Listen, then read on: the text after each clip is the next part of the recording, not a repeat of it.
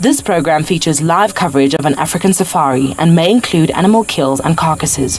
Viewer discretion is advised.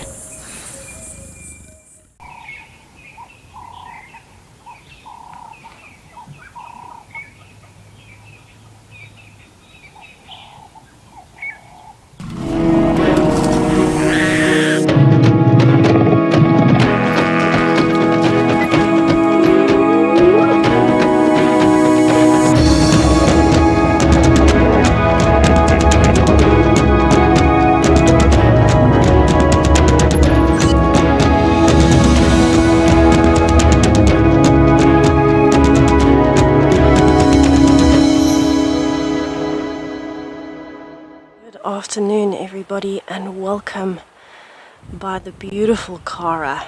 A big warm welcome by Kara this afternoon here at Djuma Private Game Reserve in the Sabi Sands in South Africa.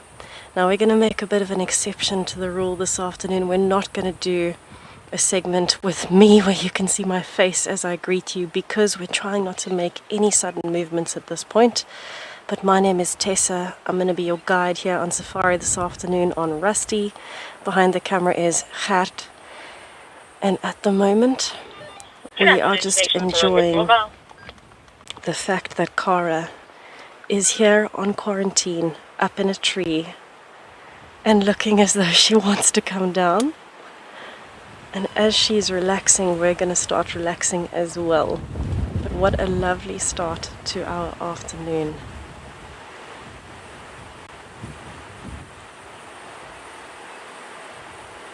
You can see she's watching us very carefully. Now this is very typical Kara behavior.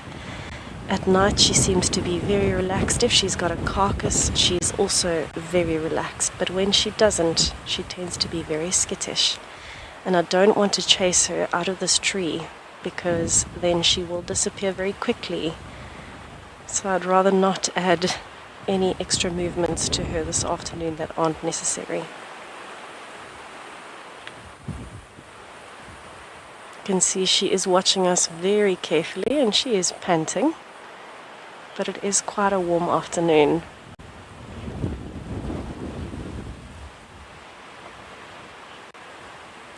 Rock candy, Susie, it is the best way to start the afternoon, with some rosettes for the day.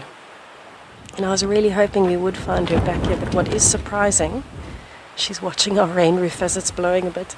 What is surprising is that she actually left quarantine this morning, and now she's back in a different tree. And the impalas are still around. So I'm wondering how she's been moving around without the impalas noticing her and alarm calling. So we actually found her very late this morning, but she moved very quickly, and we thought we would have to work very hard to find her this afternoon. But I'm very happy to say we have not had to do that. It's the first road we've taken on quarantine, leaving camp, and here she is. She looks like she wants to come down the tree. She is watching us very carefully. But you can see we have got a storm brewing. It is actually spitting at the moment. We have got some rain, some very high wind conditions, which is also going to be making her a little bit more nervous than usual, and a bit of thunder rolling in from the background.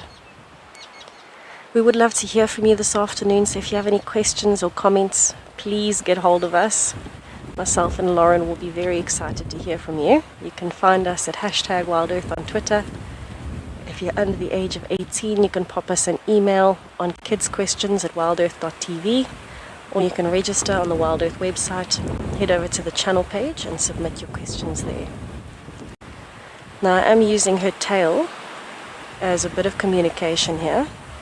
She has started curling her tail, and I'm not sure if it's because she's seen something else, but here she comes down the tree. Oh, she is beautiful. Hello, girl. And this is the furthest south that we have seen her. How impressive. This is how the impalas have not noticed that she is here. She is so low in the grass, and the grass is quite long. And she's definitely making an impression on us this afternoon by stalking away like that. Now I'm not going to move just yet. I want to see where she is going before I reposition. But she is looking a bit more relaxed now. She's lifting herself out of the grass.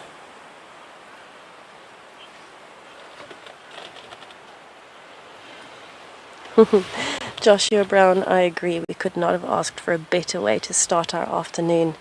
And she looks as though she might actually be going to lie underneath this very curved tree.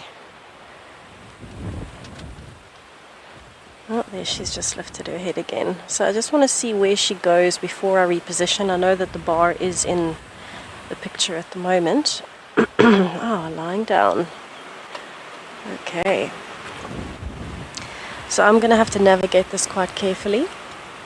I'm going to try and change my position, but without getting any closer, just to see if we can get a view of her. But I don't want to add any extra pressure. If she's not feeling too comfortable, especially in this wind, then I'd rather let her stay there in peace, even if it means we don't have another view. But at least we got to see her up in the tree. Gert, can you see on the floor there underneath the tree if there is anything else there? It looks like a termite mound or something. Is it a termite mound? Oh, and here I was hoping it might be a carcass. Okay, I'm going to try and reposition a little bit. I'm just going to keep watching her though, just to see what her reaction is when I start the vehicle and move.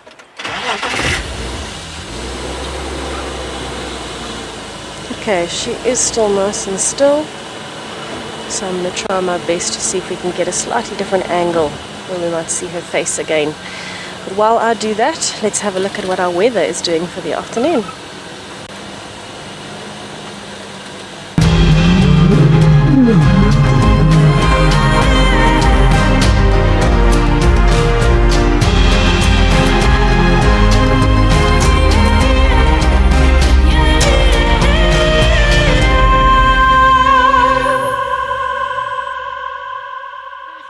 Good afternoon, everyone. Welcome to Team Wendy. Who are Team Wendy? Me. My name is Lauren and Owen Dell. That's Owen. Right there. We have just been to the hyena den. No luck. So we are just going to move out of the area. Keep bumbling. Get out of the area. Tessa's off to a banging start with Cara. This is the furthest I've ever heard Cara come in. I mean, she possibly may have before. I'm not always here. But I've never really known Cara to spend time on quarantine. So that is also extremely fascinating. She's sort of pushing in a little bit further into the center of Juma. Interesting. Now, as for my plans today, I don't really know. I was hoping for some hyena action. We may visit Kuchava again if she's on the Chitwa side, but if she moved into the Annette side, then naturally we won't. And I think we'll just bumble today, see what we can find. The weather's looking not so great.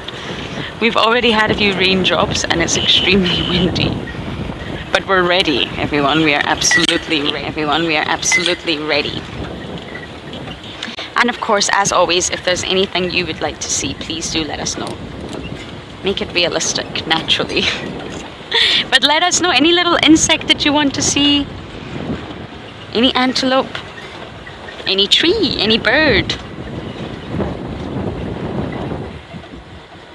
Maybe we can try for a leopard.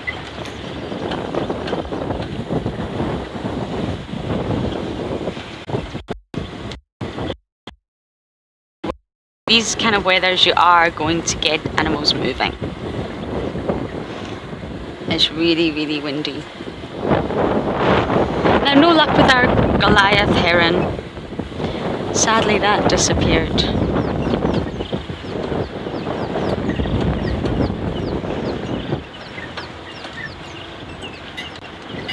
Joy 1980, good afternoon to you, my dear. You are saying hello to everybody and a very good afternoon from an extremely windy Cape Town. Well, it's windy everywhere then.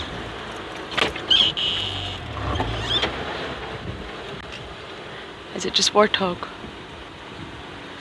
Yes, it's warthog. Sorry, I just saw dark shadows coming down that path there and I thought, oh, for a moment.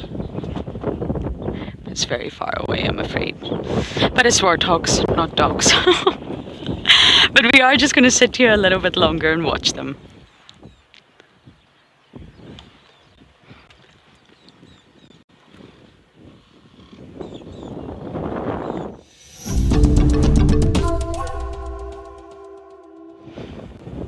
We are just sitting at a dam. It's an extremely windy day. The dam wall is probably not the best place to be.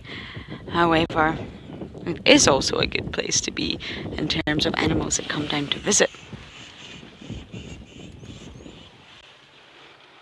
And normally on a good day you get lots of wonderful sounds. However, I think today with the weather playing a little bit of a part, we may not get that. But we are just going to sit here for a moment or two and try our very best to listen.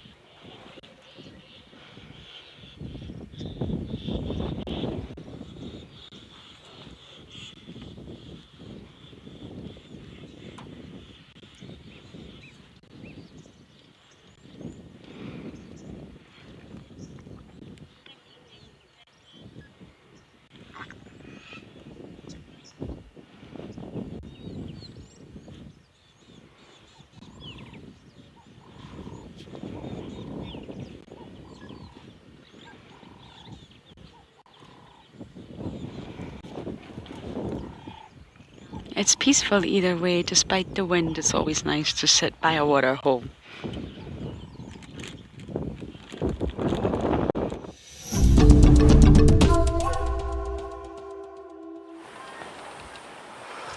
Okay, so I now understand exactly how Kara has been hiding from these impalas literally since last night.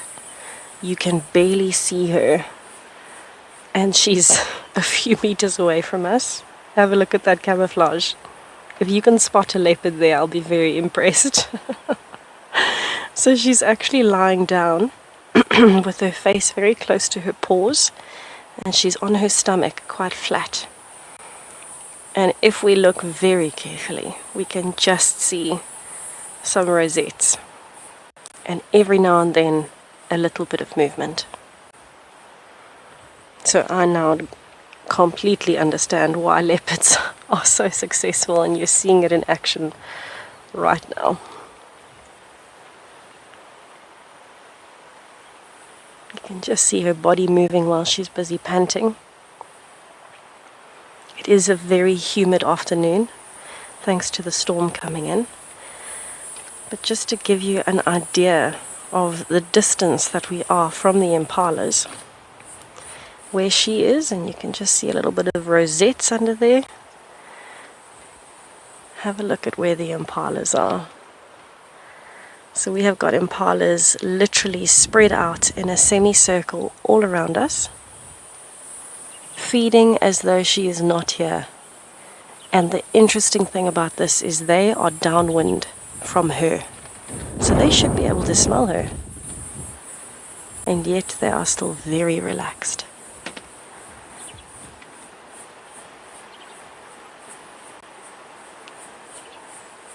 So this is quite impressive. I mean, that is the exact termite mound that she was on last night. That termite mound that those impalas are on, she was sleeping on last night.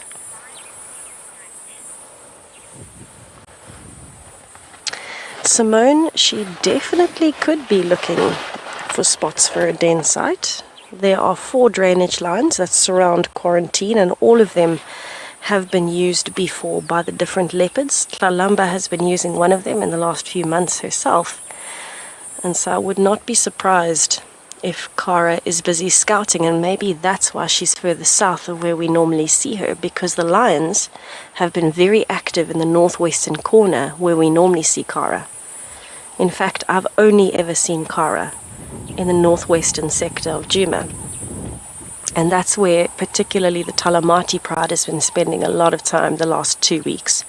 So you probably find with that pushing her a little bit, she's had to move a little bit out of her comfort zone.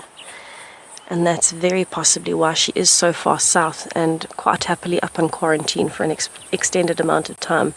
We had a thorough look this morning to see if we could see any carcasses in any trees here, but we haven't found any. And I thought maybe she might have stashed something under this fallen over tree. It's actually a cluster leaf. But no such luck. So I'm not sure why she would be just sticking around in one area. Oh, hello, I can actually see your ears now and the top of your head.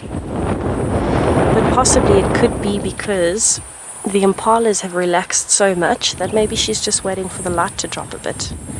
And then you might find she'll try for one of the impalas maybe a bit later. What is very interesting is we had the incident with the hyena this morning and the little impala lamb. We came straight up to quarantine, had a look at the herd of impalas, and we were parked 30 meters from Kara the entire time, but because she's been so skittish, she was right at the top of a jackalberry tree and we didn't notice her. We had looked in all of these trees this morning. We must have driven past her as we came out this morning at 5:30. And she was right at the top of a very dense jackalberry tree, and she hid from us, and only when we moved away from the impalas did we notice her, because she moved and climbed down the tree to move away. And so she had been sitting there for who knows how long, very possibly hours overnight. And she was so well camouflaged like this now that there's no way we would have seen her. And I mean, driving past her now, there's no way I would see her. If I'm looking with my naked eye from a few meters away, I literally cannot see her.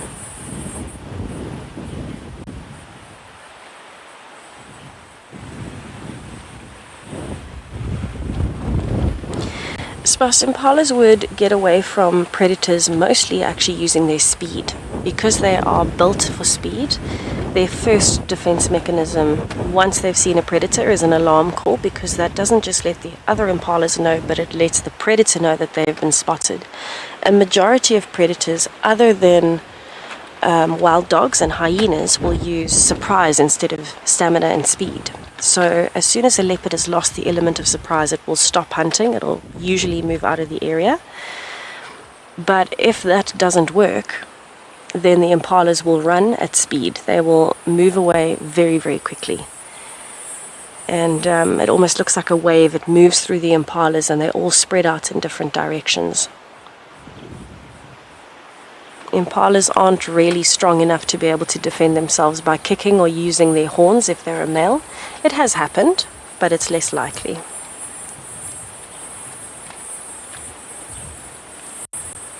Okay, so I'm hoping that Kara is going to lift her head again. Just now she is looking much more relaxed than she was. I think she's feeling a bit safer in the dense shrubbery down here. Hopefully we'll get another view of her soon. But in the meantime, I'll send you over to Lauren, who's got some elephants.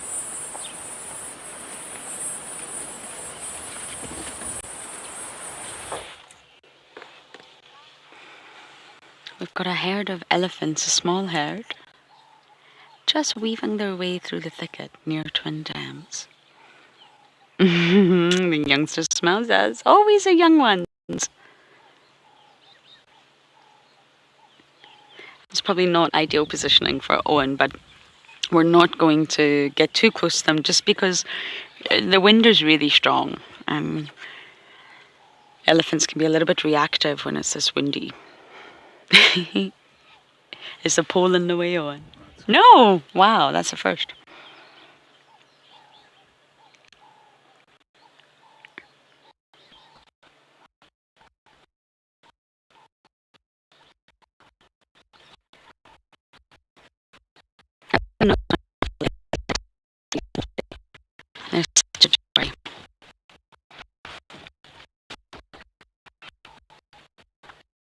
WildEarth report na yun.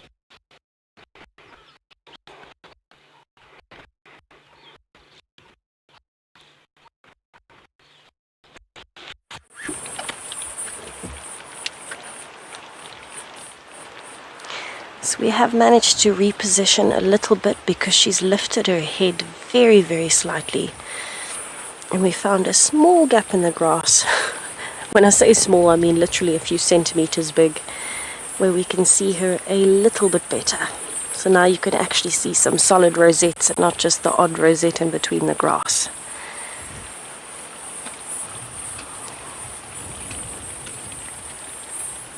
And it looks as though every now and then she's looking up, checking on where the impalas are, just like that, looking for movement, and then she relaxes again.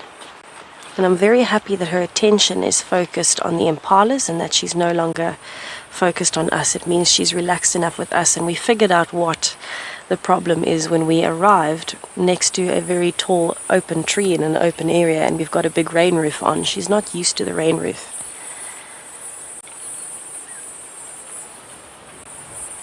So I think that gave her a little bit of a fright, because you can imagine the rain roof is quite a big metal structure and it's got some canvas over it that we can flap down. Luckily they are tied down, so it's not as though it's flapping in her face, but I think just took her by surprise. We weren't expecting to see her, and she certainly wasn't expecting to see us. But I'm very happy that she is relaxing a bit. It seems as though she might be catching flies there.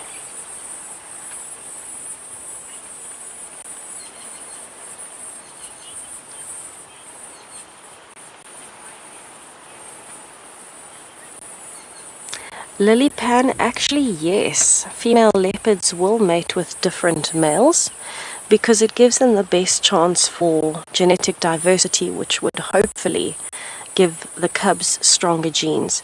That being said, if there is only one dominant male in the female's territory, which is quite likely in some areas, then most of the time in that instance, only the dominant male actually has access to her. So the time that it would be different and where she might take advantage of it would be, considering a female leopard's territory is smaller than a male's, if there might be different male territories.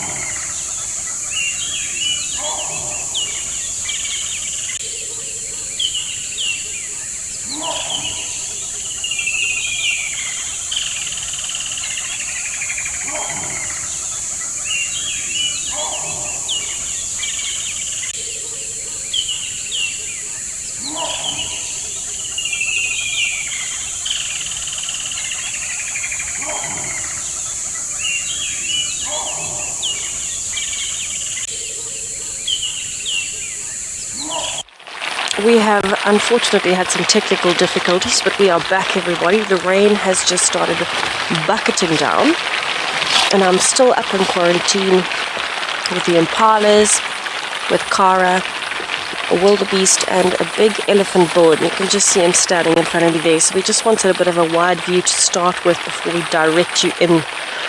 And it looks as though everybody is enjoying the marula fruits except for Kara. Kara is still very, very flat in a little hiding spot.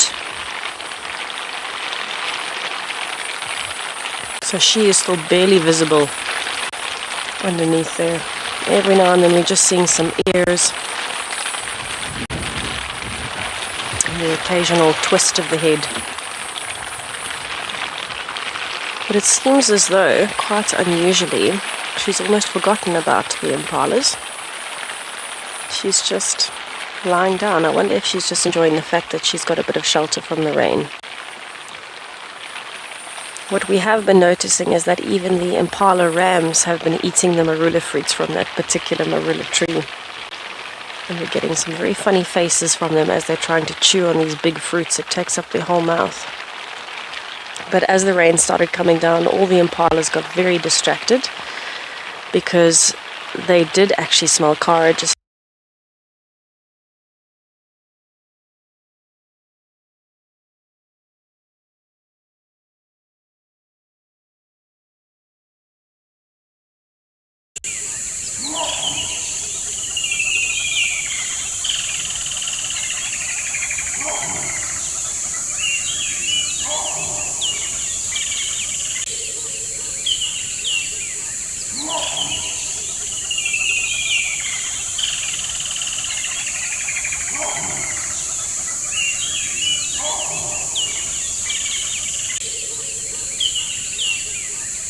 I mean, you didn't, and she still came to us. Yeah. Picked it back. Yeah, no, she said she'd like to come out of the feeds with us.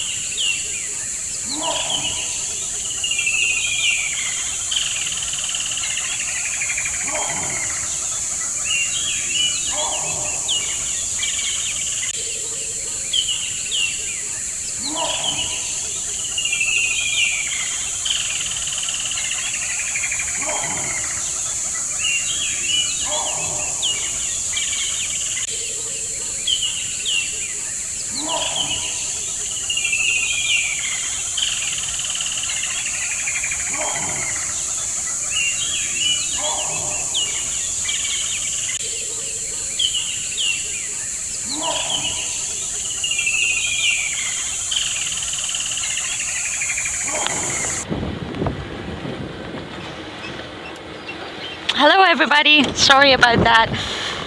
Owen and I are getting very wet. So we are going to try and do something smart like these impala. Look at you guys, very smart. And we're also going to go under a jackoberry and just try and shelter a little bit. A soggy 4 hours is not a good 4 hours.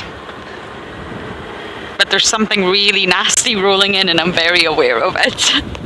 We were warned that it was going to be torrential thunderstorms today. So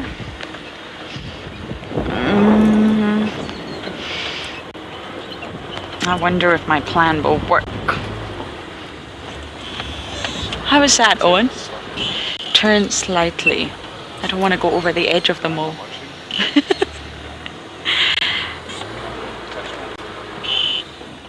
Okay. So we do have a view of Twin Dams for you, some Impala. But we have just got wet, so I'm just going to quickly put my jacket on, everyone. You will hear it. It'll be a little bit noisy. But keep your questions coming through, that's for sure. I have a funny feeling it's going to be one of those afternoons.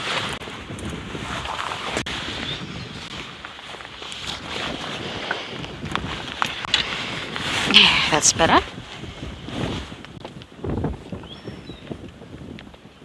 Oh, okay, we are definitely going to sit here and hopefully wait for the rain to pass and see what comes by Twin Dams.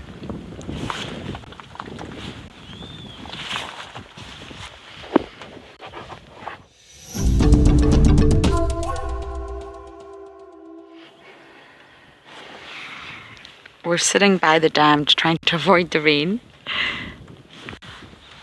You can see the impala, there's not much that they can do. They'll maybe push themselves into the thicket, but otherwise not much that they can do in the rain.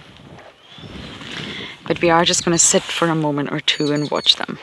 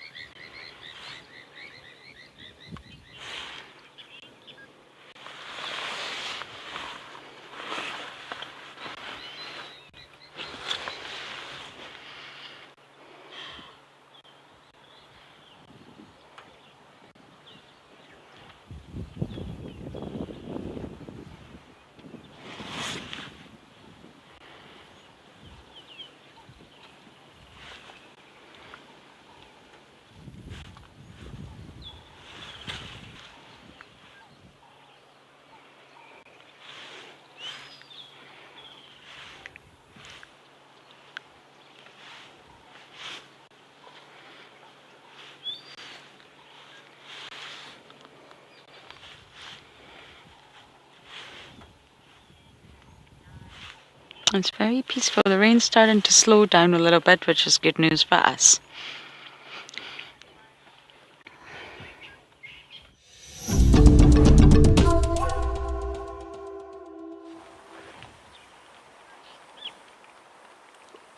Okay, so we have got a much more active and relaxed Cara than we had earlier.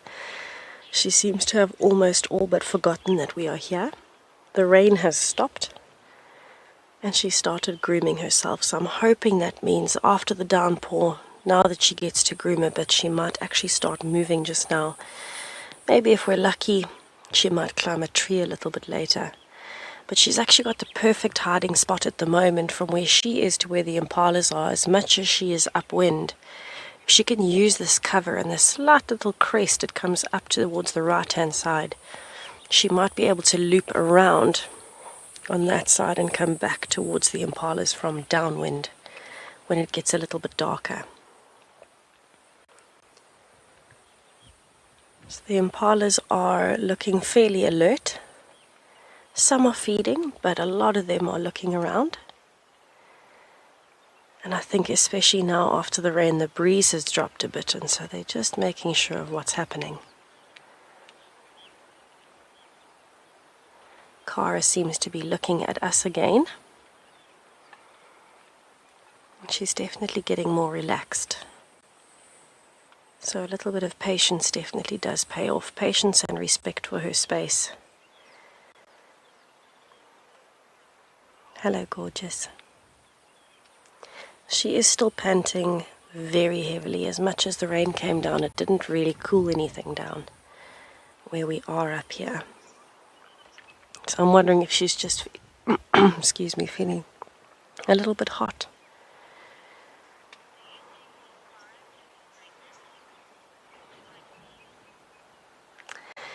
White mane, I'm not sure. She could be. She could be. I know she was seen with Tavangumi early November. So she could be. She does have a large belly. I can't see her kill anywhere, and she is panting quite heavily. But that could be she's eaten a lot in the last 2 days and she's still trying to process the red meat. So it's all speculation at this point. But she definitely could be pregnant. She's at the right age. She's just over 3 years old. And so she definitely could be expecting her first litter. It would also explain why her movements are a little bit strange at the moment, why she's adamant on moving out of the area where the lines were and pushing her boundaries a bit, looking for possible den sites maybe.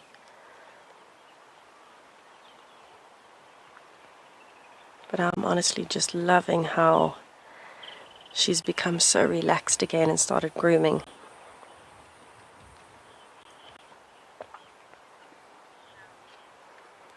Michelle S., I agree, she is a stunning leopardess. She's one of the more unusual looking leopardesses that I've seen. Apologies everybody. Something has got my allergies going after the rain. Oh wow, look at that face.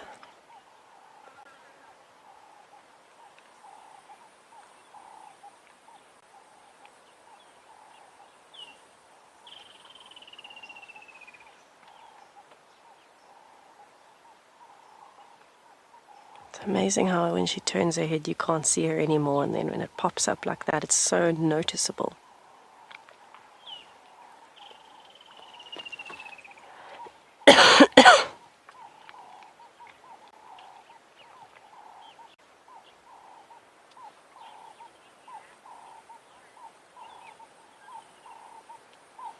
So it does look like she might move at some point in the next little while, so I'm going to stick around and see what happens. But in the meantime, let's head over to Lauren, who's on a bumble.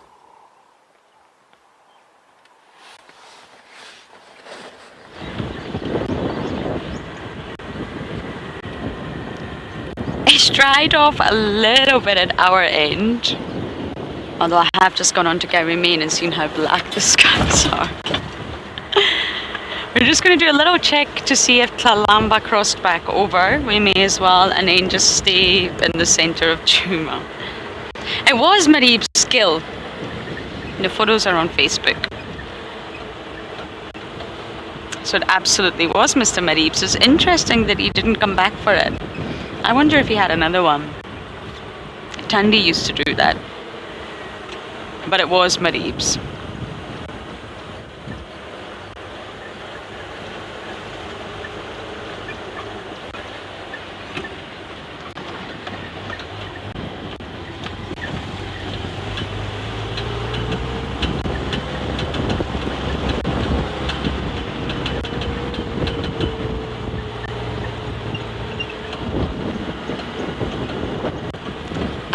Ali.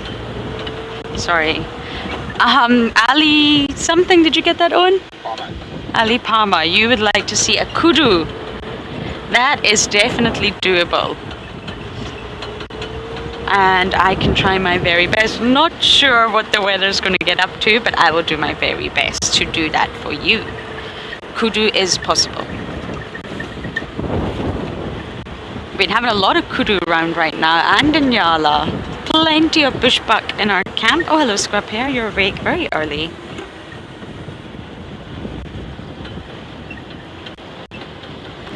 And lots of bushbuck. Tons of impala, as usual. Steenbok and Diker are actually a lot harder to find these days because the grass is so long. I was running the other day and I just saw something moving the grass and I thought, and it was a little steenbok and you could hardly see it, just his ears sticking out. I think I've found you a kudu. Hello, kudu. We've been looking for you. Forward on? Yeah. Okay. How is this? You gotta love it when that happens. You have got to love it. Hello, beautiful. We had a request to find you.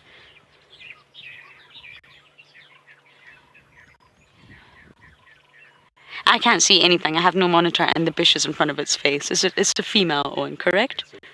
It is a female. A beautiful female kudu. I don't imagine that she'll be alone. So maybe we'll get to see more than one kudu.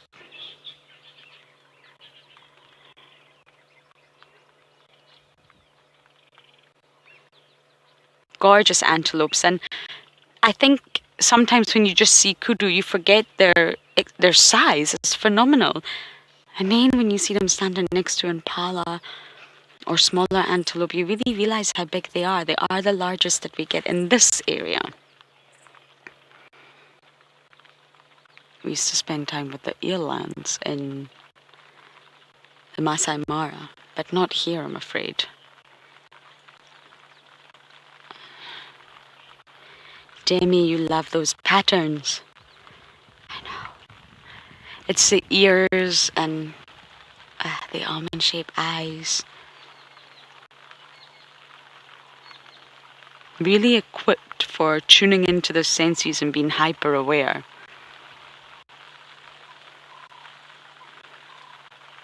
Ali Palmer, you say, yay, thank you. You're welcome. That made me look very good. Made me look very impressive. And many people ask us, where do the animals go when it rains? And I understand why you're asking, but really they don't have anywhere to go. It is raining. It's getting a lot heavier now. And the kudu's just standing still. There's no way. Oh my goodness, this is very heavy now. There's nowhere for her to go. She may move her body slightly to shelter from the wind in the direction of rain. Obviously, if you turn your back to it, it's a little bit more pleasant than facing directly into it.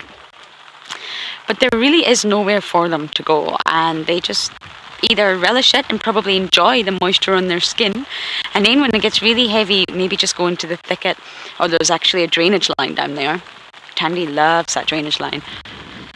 And that's it. Animals don't really go anywhere.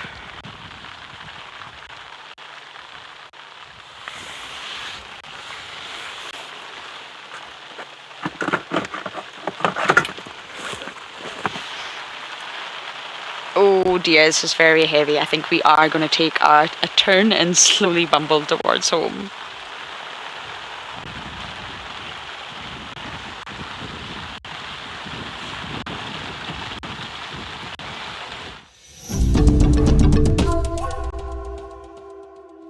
Okay, so I've just arrived at Gari Dam. I wanted to just come and do a little check around the area, see if there's been any more activity, and possibly see if there is any view of the little impala lamb from this morning. Cara decided to move, and she went through the very long grass and around to the other side, so we didn't want to put any more pressure on her. We lost view of her, and we'll go back and check a little bit later, see if she's maybe up a tree again. But it was a fantastic way to start our afternoon. I'm very, very happy with that. So from here, I'm just going to stop up on the dam wall and see if we can get a nice long distance view and have a scan on the banks of Gari Dam. The rain is getting a lot harder, so we're busy covering everything up and making sure that everything is dry. Except for me. And hopefully it won't get too hard. We have to cover everything completely.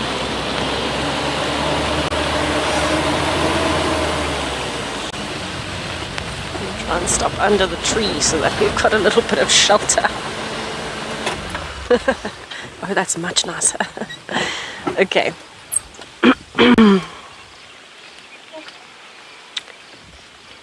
You can see the rain is very nice and hard. Look at the surface of the water. So this is a very hard rain all of a sudden. Wow. So I'm just gonna sit here at the dam for a bit. Luckily we are half sheltered by the big tree. And we'll just have a scan to see if we can find anything along the banks.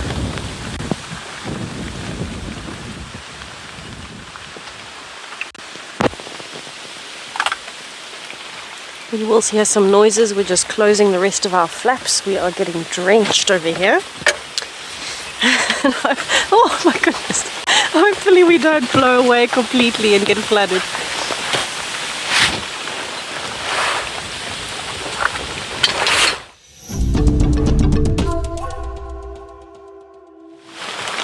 Okay, so we've got a very hectic rain here at Gari Dam. You are going to hear some noises. We're covering our rain flaps because it has just started absolutely bucketing down. To give you an update, I have left Cara. She decided to move, and I did not want to put pressure on her and follow. Oh my goodness, we are getting drenched. So we actually came down to the dam to see if we could find an update. Oh my goodness, that's like a cyclone. Find an update on the impala lamb from this morning. But we have not seen it yet.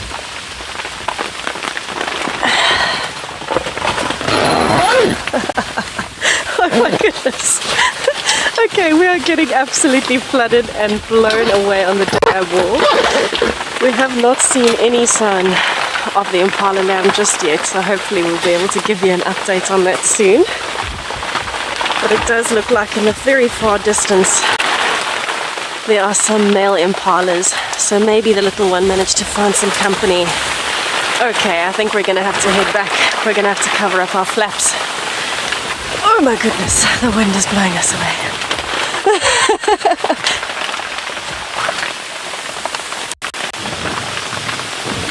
Okay, the rain is getting a little bit much, everybody. We're covering everything up. We're going to have to play a repeat for now. We are getting absolutely drenched and blown away. But hopefully we might see you a little bit later.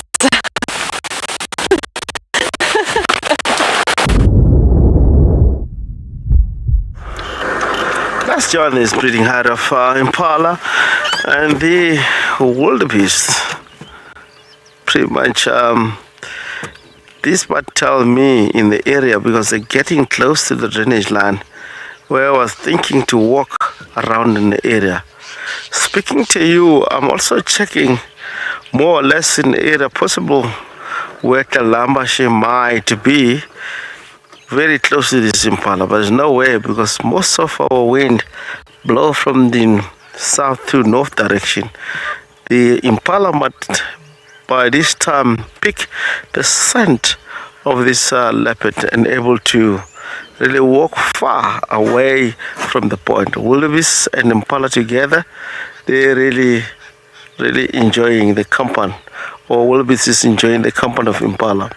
The wildebeest is one of the territorial species in the area. They practice being territorial.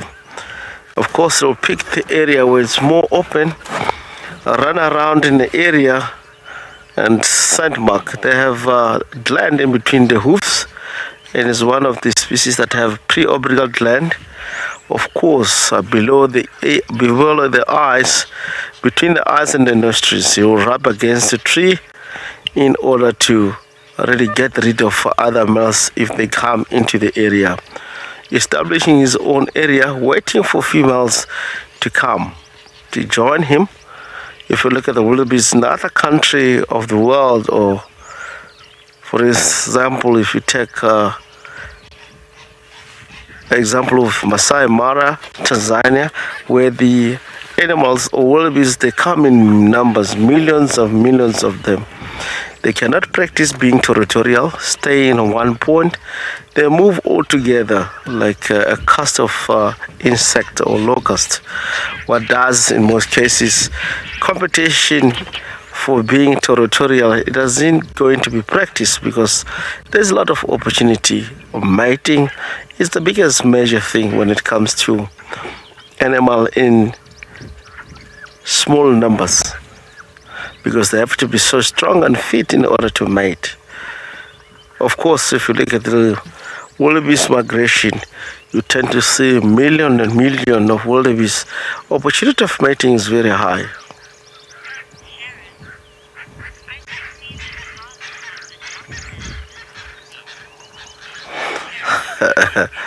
Sharon, nice to hear that. It's really interesting.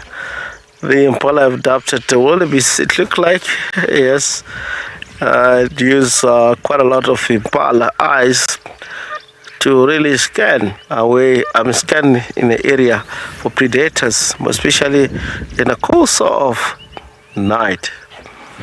Again, it's a huge benefit for impala also, having wildebeest. If anything small in the form of the predators come into area, want to hunt impala, a wildebeest can stand and really chase that particular animals. I've seen wildebeest really chasing cheetah sometimes, try to hunt impala. So it will intimidate the cheetah, and the impala will be free from the cheetah easy on that way. Nice to see the species mingling together with the other different species as for benefit. I've scanned all the big trees around in the area, looking while I'm talking, looking particular, maybe I might spot a dead animal up in a tree or impala, or different slightly color that doesn't look the same color of the trees itself. So that tells how difficult to find a leopard out in the area. If you walk or drive in 2,500 hectares of the property, you're looking for Talambo, which is very small and is very thick around in the area. If you don't rely on the information of tracks, it will be difficult for you to find that particular species.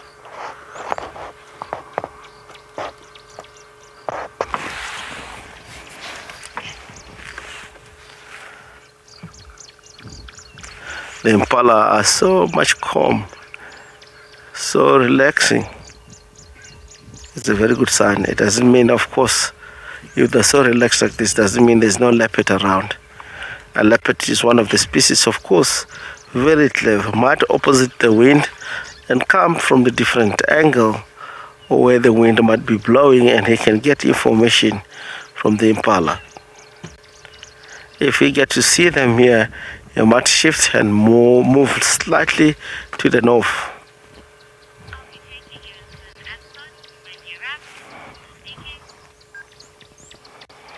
I hope we'll walk the area and get more evidence.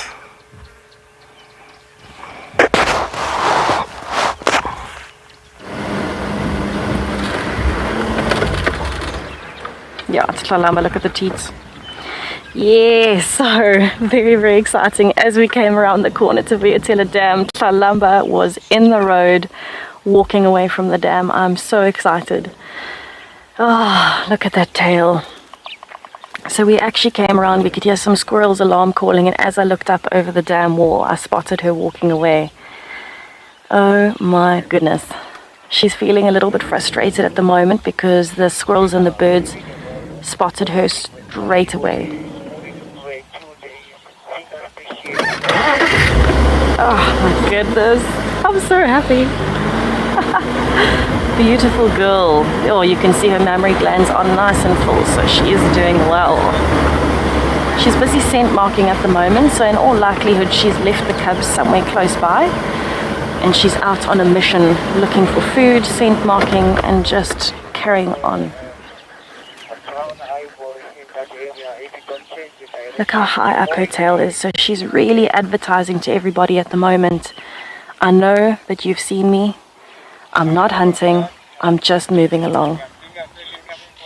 But it's crazy how, have a look when she's walking, you can actually see, especially when she stops and flicks her tail, you can see her mammary glands swinging out from underneath her. Oh, what have you spotted? That tail is so expressive this morning.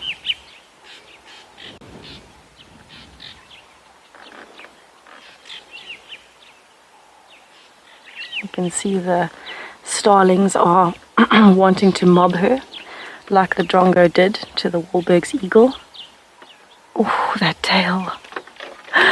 So expressive. Where are you going, girl? I can hear the Wahlberg's eagle agreeing.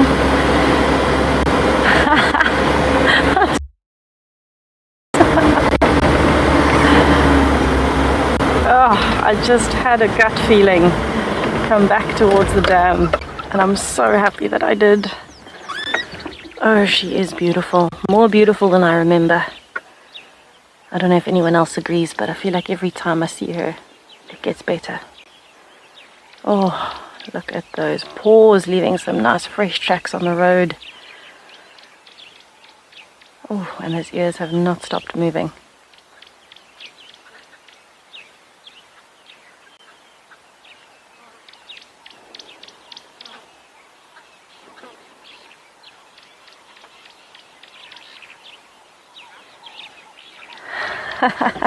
Everyone loves this princess as much as I do.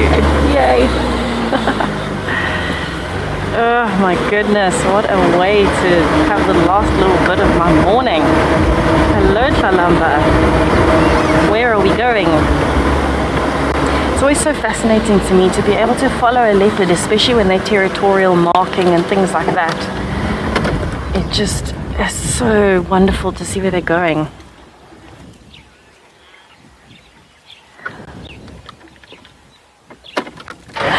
Lauren words, one of my favorite things as well, when you get a leopard walking towards you and you can see as the paw hits the ground, the toes give a little bit of a shake. It's one of the, well, to me, one of the cutest things about a leopard. Not that a leopard is in any way actually cute. They're a very well designed killing machine, very beautiful, but still incredible to see. They give a little bit of a shake as they hit the floor and as they lift up. Oh, she is in quite a, seems like a bit of a cheeky mood this morning. She seems to be getting frustrated with all of the birds that are spotting her. Oh, that white tip on the tail. I wonder who her cubs will grow up to be. What kind of leopards will they be? If they're anything like their mom, hopefully they'll be very, very cheeky and very out here all the time, walking plainly on the roads and being exceptional hunters. I'm going to see if I can loop around. There's actually a road coming up ahead that joins back up to quarantine, so we are not far from quarantine at all. I'll see if I can go around and have her walking towards us. Bob, we think that Tlalamba's cubs are actually both male, which is quite unusual. It's normally a male and a female, but we haven't had a clear confirmation on the smaller of the two cubs yet. He is a bit more skittish. She is a bit more skittish. So we haven't had a very clear view yet of whether or not it is a male or a female. But as soon as we know, we will let you know. We definitely know that the older cub, sorry, not the older cub, the larger cub is a male. So I actually stopped in the junction, so that means she's got more than enough space to move around us. But she is looking very interested in something. Oh, look at those mammary glands. You are a good mom. Lovely. Oh, that tail. What are you seeing? Just want to give an update on the radio quickly. Stations and updates. Tlalamba is still mobile south on Twin Dams Road, just south of Vuyatela Dam. Oh wow, she's choosing to go in front of me. Hello, sweetheart. There are some very fresh suckle marks on those mammary glands, so that makes me very, very happy. I think she's seen the cubs quite recently. So this is a very good thing. They must be somewhere close by. But I mean, also knowing her, she moves such incredible distances. She tends to walk in big circles too, so very wonderful to know that somewhere here there are two little leopard cubs. And maybe we'll get to see them sometime soon in the future.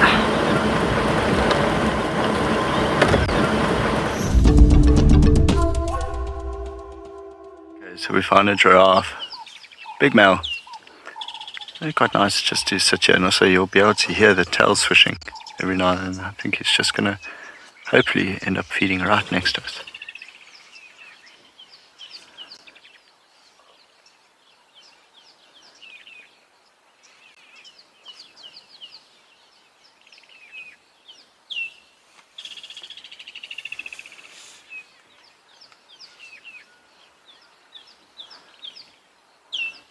Actually looks so cool with the clouds behind the giraffe.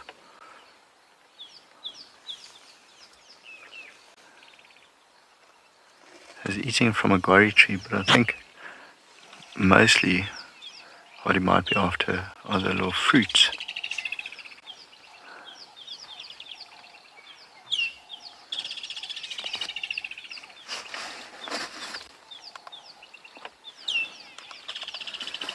I mean, I was complaining about ticks, but this guy is just littered in it. And all the folds.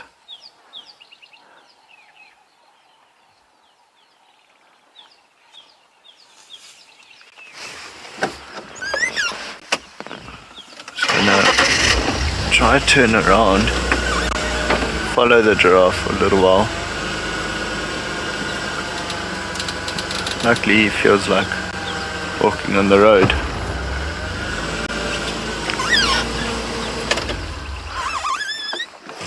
Very elegant way of walking.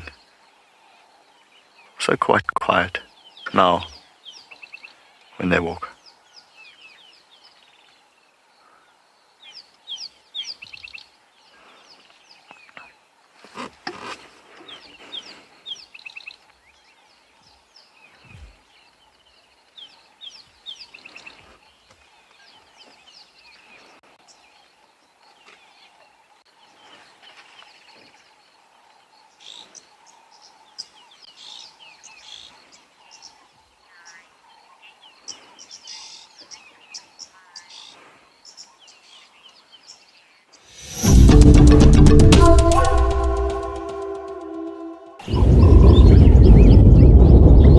Look at that tail. She's definitely fascinated. She's intrigued by something here. Oh, now we've got more vultures.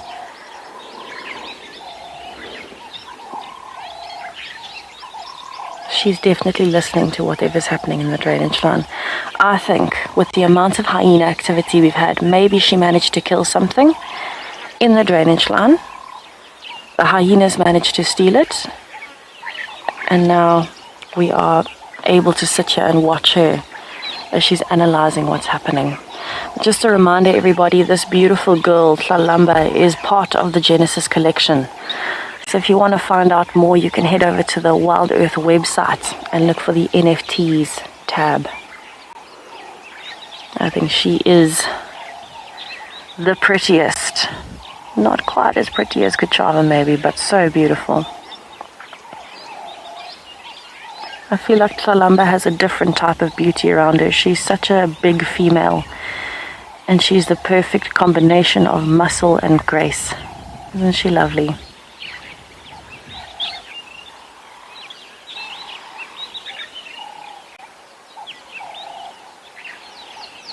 Oh, you can see that whitetail from here. She is looking for everything and anything this morning, and she is being distracted by all of the noises, and this is actually a good thing. It's not a bad thing. It's for a leopard, it's part of the reason why they are so successful, because they pay so much attention to the smaller details, all the small movements, all the small noises, the smells. All of the predators will do it, but leopards in particular, because they're on their own, they know they can't rely on anyone else, and so from a very young age, they get used to listening to absolutely everything around them. So it's lovely to see her being so attentive and so careful about what she's listening to. She's pausing very regularly. And you can hear there's a bird alarm calling at her, so that got her tail going, and straight away, look at that change in behavior. The tail is up instead of down because of the alarm calling. So she's saying, all right, I know you've seen me, I'm moving, I'm not staying here, I'm not hunting. And this is giving animals the opportunity to see her approaching so that she can avoid any situation where she might accidentally get injured. You definitely don't want to be mobbed by a herd of elephants or something. So if there's alarm calling and she can raise her tail, everything can see her from a distance, and there's no need to accidentally surprise someone. That being said, I think if she surprised a scrub hare right now, she'd probably go for it. She does look like she's eaten a little bit. Her stomach is not flat, but it is more difficult to tell because of the way her mammary glands are hanging. Her stomach hangs a bit lower naturally now from the cubs. But she definitely could eat again, I think.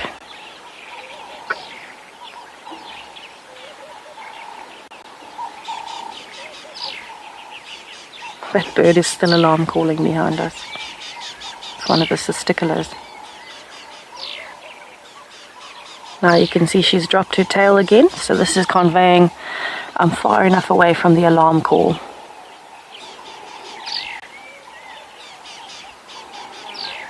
Oh, Nicanova, that would be wonderful. She's going to scent mark.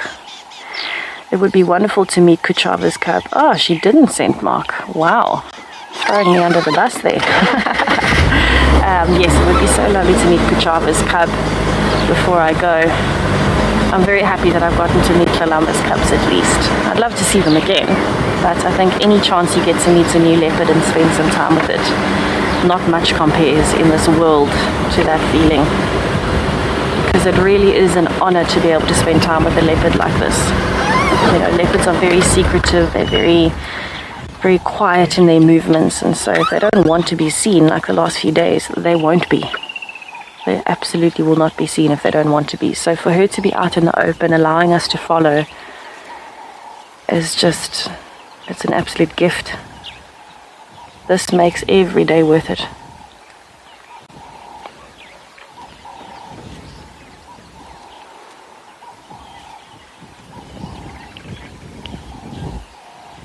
So the direction she's moving in, if she heads up to the right, she will still end up back at quarantine. If she goes left, she'll end up in the drainage line that's fed by Voyatella Dam. So it'll be interesting to see where she decides to go. If she keeps going straight down on this road, she's going to end up near Ribbon's Den site at Twin Dams. Don't know if she'll go that far though. I love it when she sits and listens. That's when she's really intent. She's focused.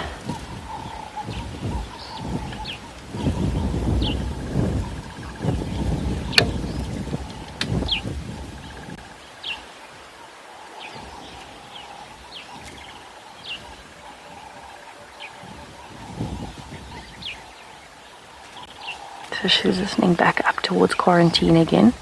So remember where we are. She wants to make sure there's nothing coming up from the drainage line, but also no disturbing sounds coming from quarantine, because the surrounding drainage lines around quarantine is where we think the cubs are still hidden. We haven't seen tracks of the cubs anywhere other than going into the one drainage line. We haven't seen them coming out, but Rexon found Tlalamba's tracks on her own this morning, which means she's hidden the cubs somewhere.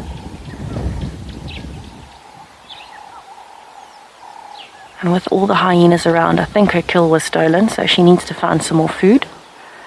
And that's probably why she's out on her own. And taking the chance, even though she's in the open like this, for any leopard, taking the chance to sit and listen is a really good combination of things. It's giving her information on who's around. It's also giving her information on potential hunting sites, potential prey around the area, and potential threats. So she's doing a combination of everything. She's the ultimate multitasker right now because she's even grooming while she's listening. She's also going to be smelling while she's grooming, so she can pick up on all of these different things. Incredible senses, very, very heightened senses.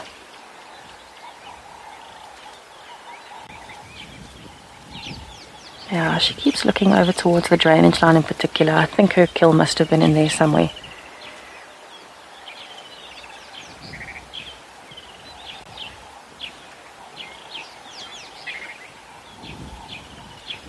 To me, she's always had such bold geometric rosettes compared to the other leopards. Yes, they all have rosettes, but hers just seem to be very bold in terms of they're very thick, very close together. Looks like she's been designed by a perfect architect.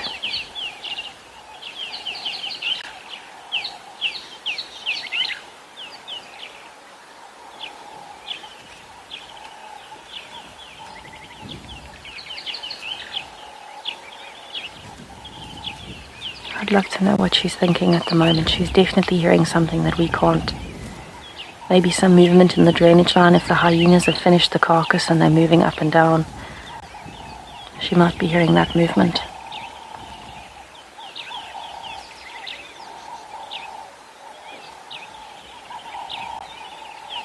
Can you get any more beautiful?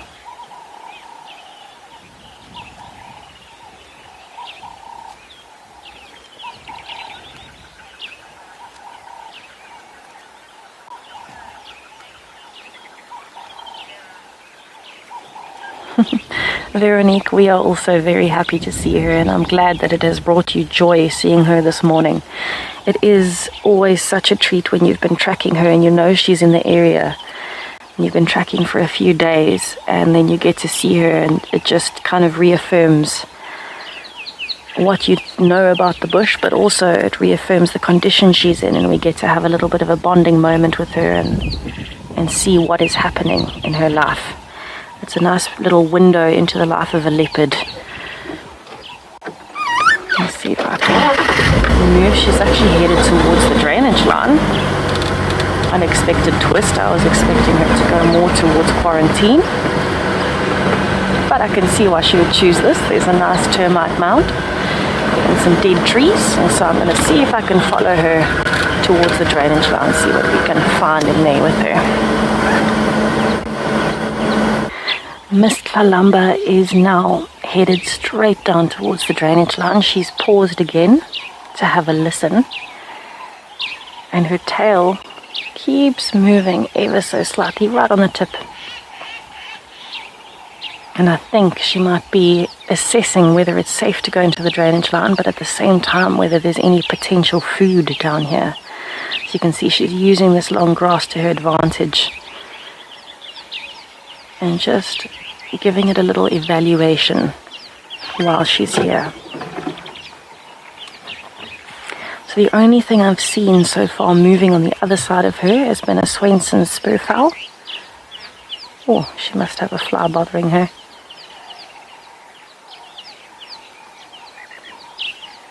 I haven't seen anything else, but this is a perfect area for duiker.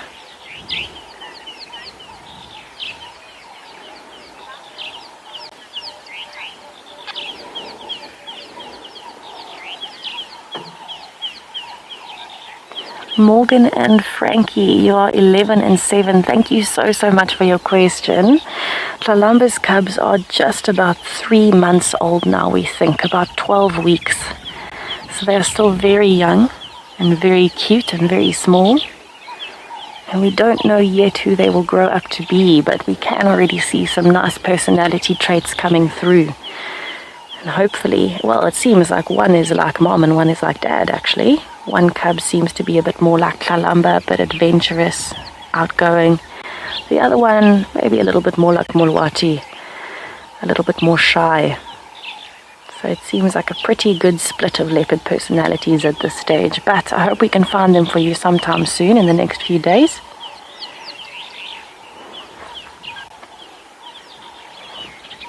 And I feel like we have definitely got very lucky this morning to have ended with such a gorgeous girl. I'd love to know where she's going from here. Maybe there's a duiker she can hear somewhere.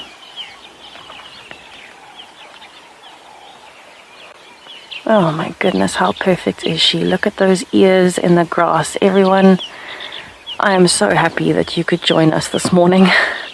That we could share Tlalamba with you and all of the little odds and ends, the shongololos and the birds. It's been an absolutely wonderful morning, and hopefully we'll be able to find her around here again this afternoon. At least we know where to start now.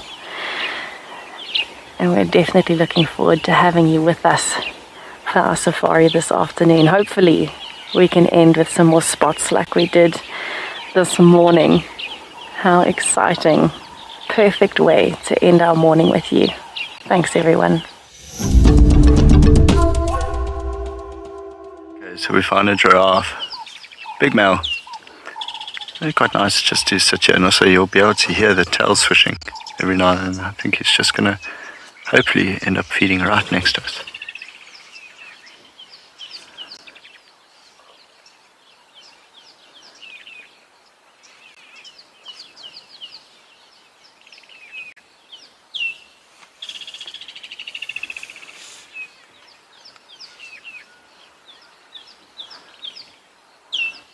Actually looks so cool with the clouds behind the giraffe.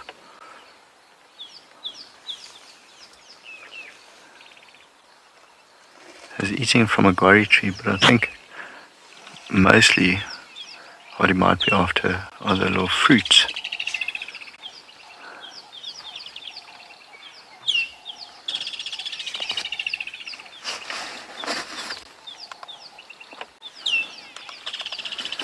I mean, I was complaining about ticks, but this guy is just littered in it. And all the folds.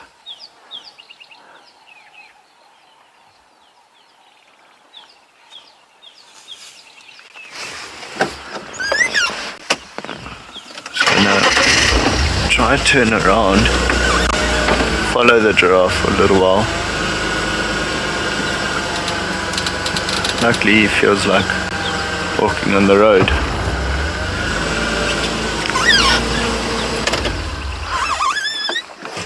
Very elegant way of walking. So quite quiet now when they walk.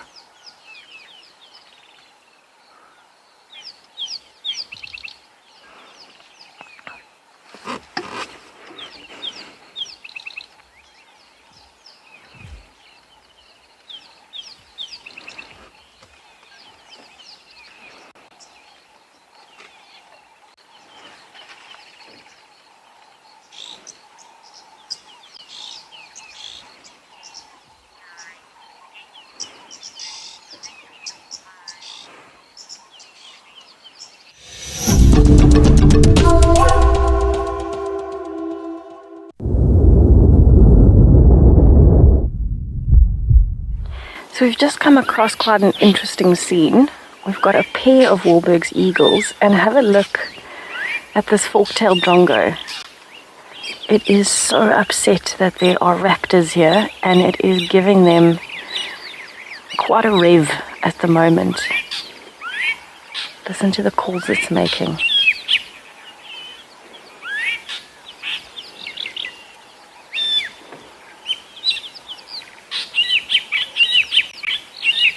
So So it's trying to make a lot of noise to try and chase them.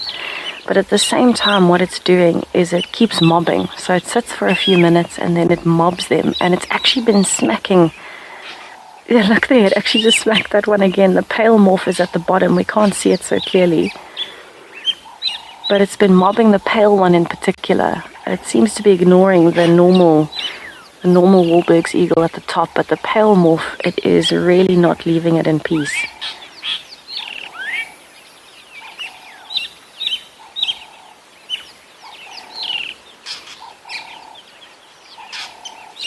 You can see it's mobbing and mobbing and mobbing. The flight skills of a drongo, just unreal. They can change directions so quickly. And I mean, listen to all of those calls. It's got over 50 calls, but at the moment it's just trying to be as loud and irritating as possible. And the point of this mobbing is just to try and get these eagles to move. Look at that size difference.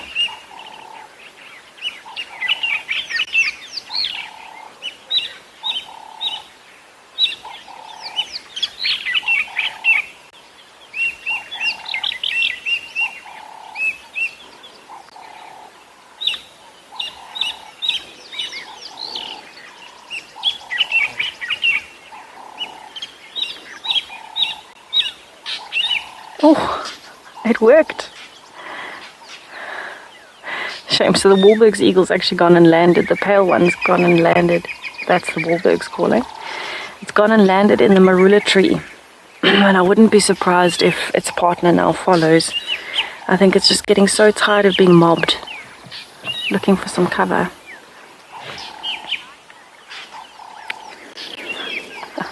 Carol, flying honey badgers, I agree. They are so tenacious, they are so protective, very aggressive in their behavior when they're mobbing, and it shows because they do not give up.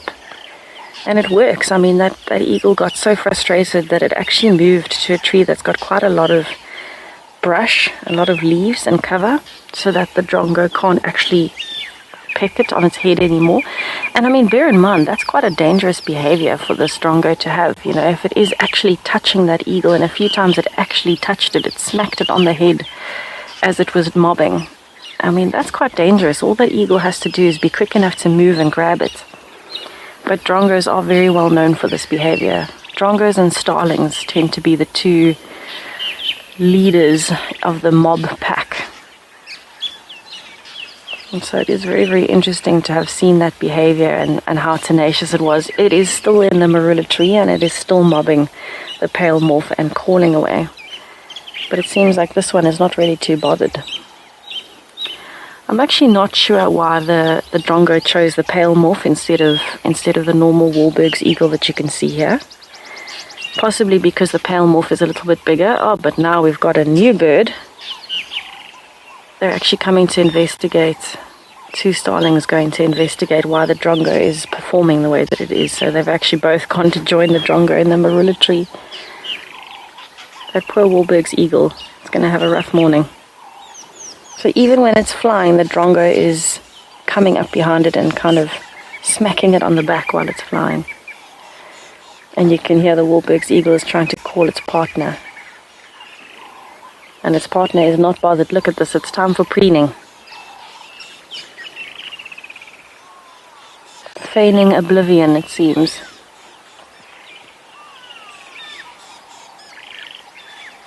Well, now the drongo is just getting all the other birds involved. You can hear all the different calls.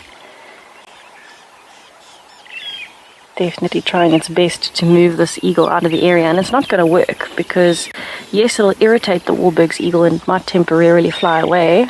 Oh, now we started with this one. Now the drongo's given up on the other. But this is a nesting pair, so we know that they have a nest here, and I don't think they'll move very easily.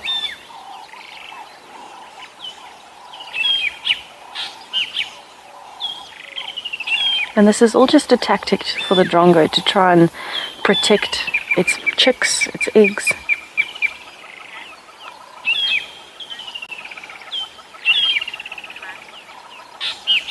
Rusty, very cool name. I think our Rusty over here would enjoy having you on board. Yes, actually, the drongos have quite sharp beaks, and if they come down with enough force and they do hit the back of the head or something like that, they could actually cause a wound on the eagle. That being said, the feather coverage is pretty good. Vasti, not Rusty. Oh, well, Vasti, thank you for the question.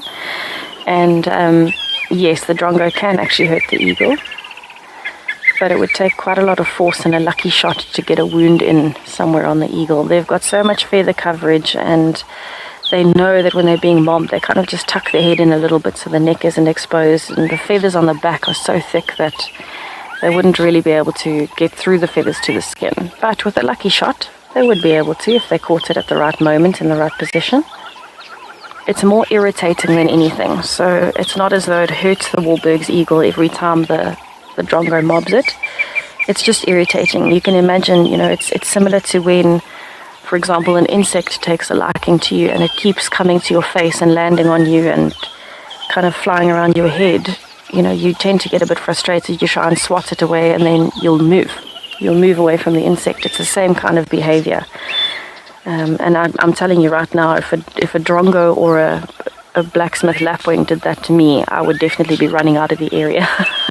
I wouldn't stick around. It doesn't work the same as when you encounter an elephant or a lion on foot and you stand your ground. I'm telling you, if a bird starts mobbing me, I'm out of there. So it's just that very irritating, loud. You can see it actually flinched there. Watch, it's flinching its head. It's actually ducking down every time the drongo comes close to it.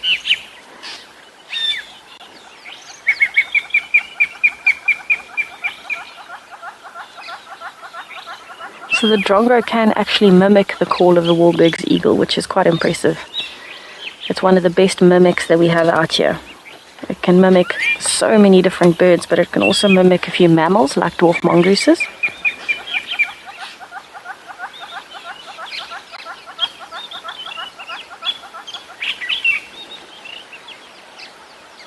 It's definitely trying its best to move both of these eagles out.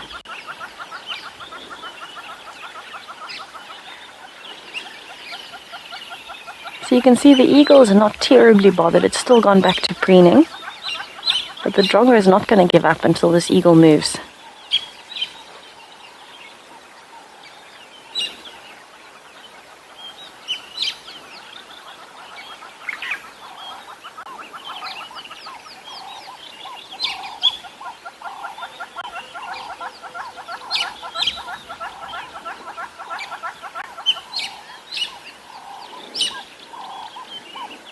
Okay, so let's see what happens. It looks like the drongo has gone to fetch reinforcements and it might be coming back with a vengeance.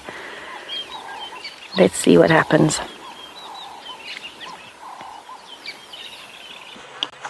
This has been utterly fascinating to watch. Fascinating. So this little one, who's currently now not visible, which is a shame because it came right out, is trying. It's really trying to get in there with the other two and get some milk, but that's not going to happen. The other two are fully latched on and drinking away. And it's attracted to the smell of milk. It's learning ribbon scent.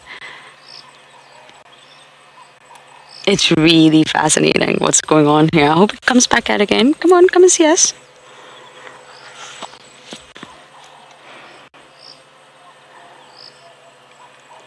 And Robin isn't bothered. It's just a little cub, She just wants to sleep and get her beauty sleep in to be beautiful for the night time. But the other cub is not suckling, but it's interested and it's trying and it's nervous.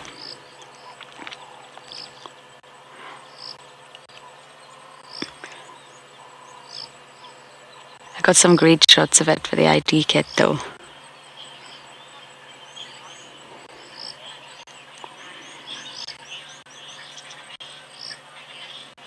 Nadia, I'm so happy too that I got this extra little stint with you all, and I did not expect to come back to more cubs. I'm just finding it so fascinating. All the other cubs that we have found at the den, I think I actually found them all 2 years ago, we knew who the mother was. we found them with the mother. There was never any sort of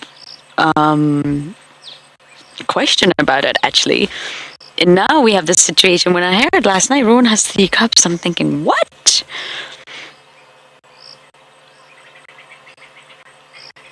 And there are 3 cubs. It's just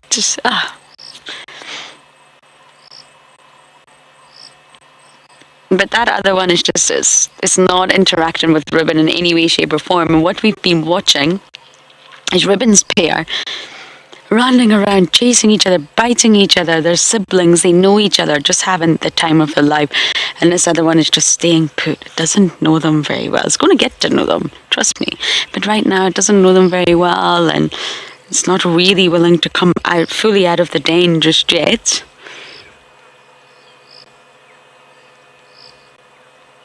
I'm just waiting so we can finally piece this together.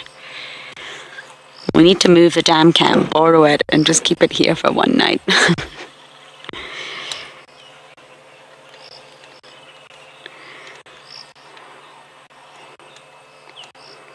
It would actually be very cool to watch them at night time. Really cool. You would learn a lot. I would never sleep though, and that would not be a good thing.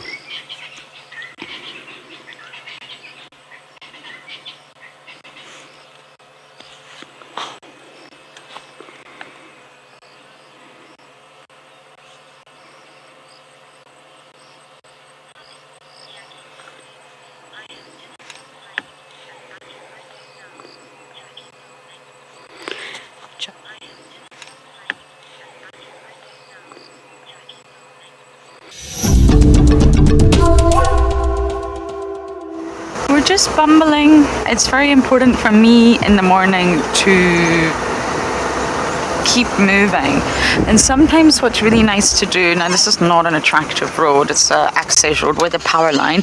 Sometimes it's nice just to, because we've got height, to actually just use your binos or the camera and search the road. I've actually found a leopard this way.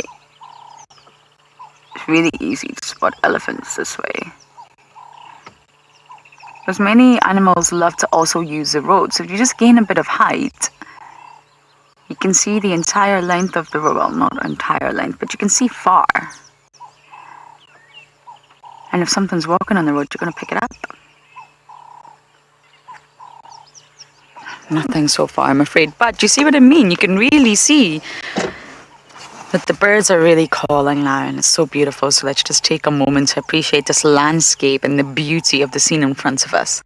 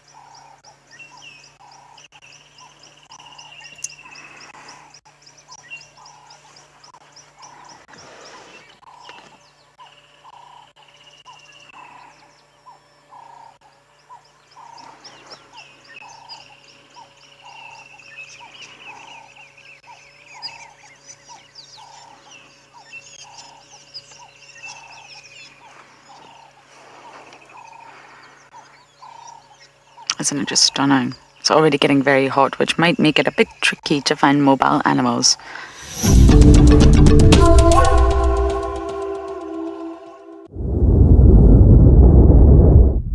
I promise I just had an animal that was in the road, actually quite a few of them.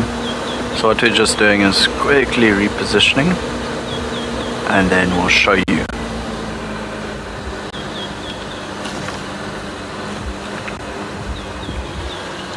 Hello Elise. Can't go too much further forward because we've got one's bum right in the road. So we'll just wait our turn. A big female, very big female off here to our right, and one very long tusk, her left tusk. Actually here there's a bit of a mud wallow here, so the one right next to the big female.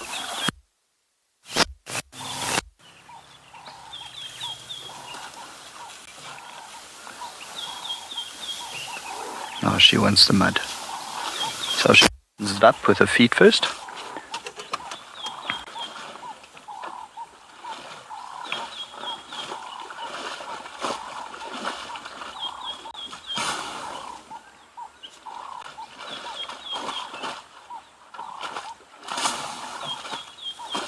It's just very cool to watch and listen to someone sit here quietly for a while.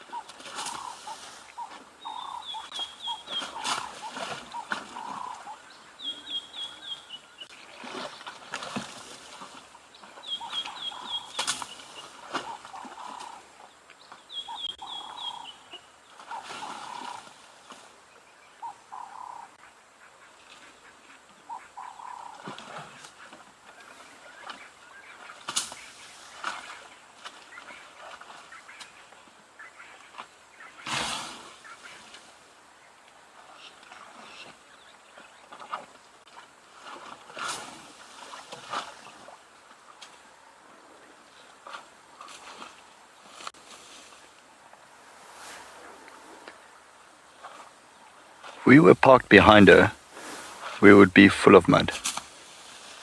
I mean, I'm just checking how far the mud actually squirts, and she's throwing it probably about 10 meters behind her as well. Oh, Harriet, and you want me to do this to myself? Oopsie, she slipped there a little bit. It looked like it kind of annoyed her, slipping there.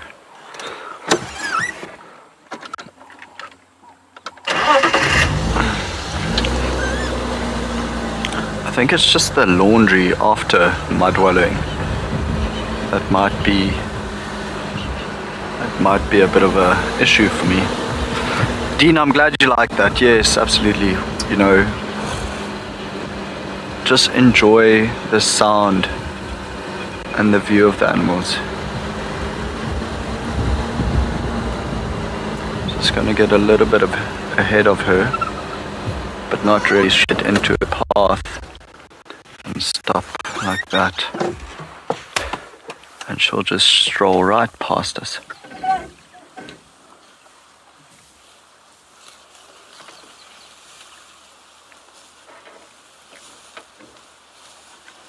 No, past the other way.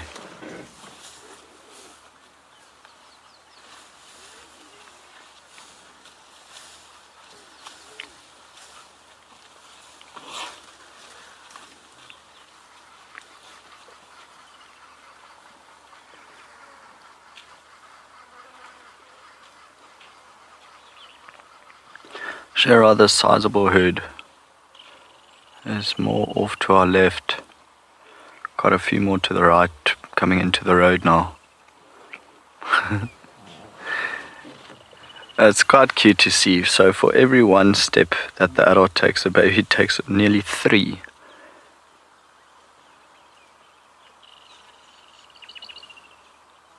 But so quiet when they walk.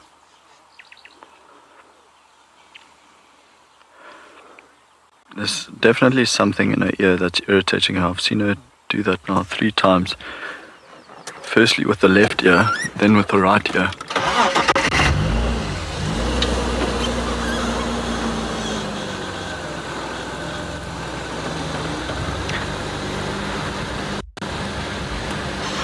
So her coming up that close, there's absolutely nothing aggressive about her posture.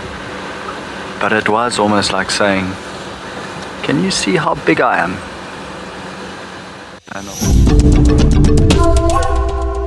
What we've been watching is Ribbon's pair, running around, chasing each other, biting each other. They're siblings, they know each other, just having the time of their life. And this other one is just staying put. It doesn't know them very well. It's going to get to know them, trust me. But right now it doesn't know them very well, and it's not really willing to come out fully out of the den just yet.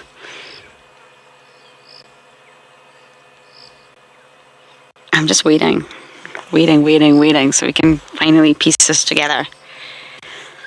We need to move the dam cam, borrow it, and just keep it here for one night.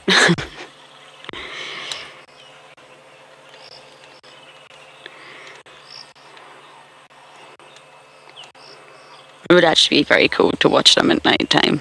Really cool. You would learn a lot. I would never sleep though, and that would not be a good thing.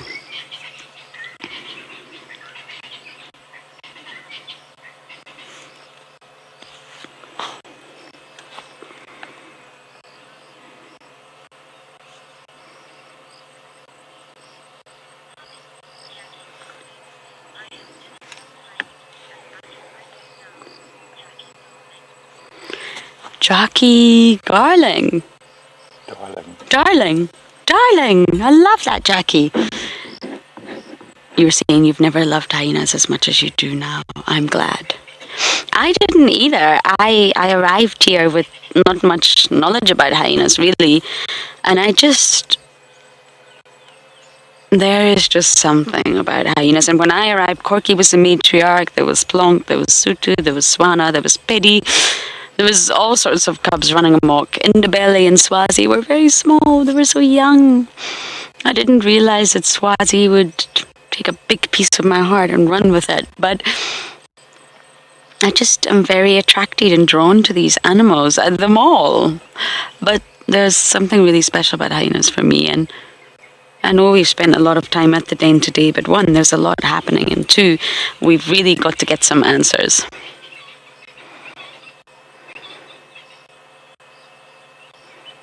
I mean, it's now 6:20, and we've got about half an hour possibly before the sun starts to go down. I mean, it's already started to go down, you know what I mean.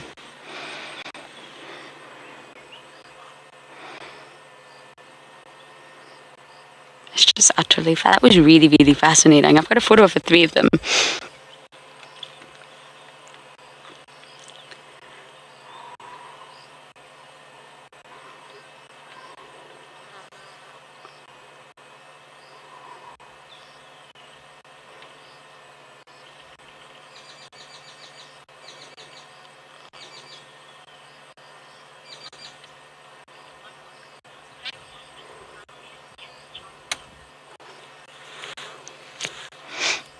False monarch, you were saying,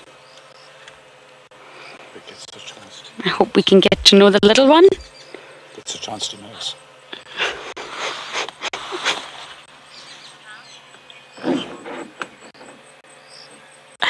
You hope it gets a chance to nurse. Well, I'm sure it will, but not from Ribbon.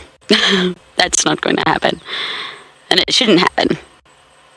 But it will, I'm sure, when its mom comes. I just don't know who mom is.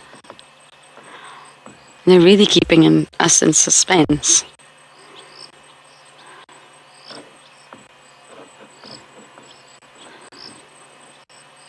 But I mean, hyenas are nocturnal, we all know this, so they really do get active once it starts to cool down, and it has been a particularly hot day, so I'm very hoping it cools down soon.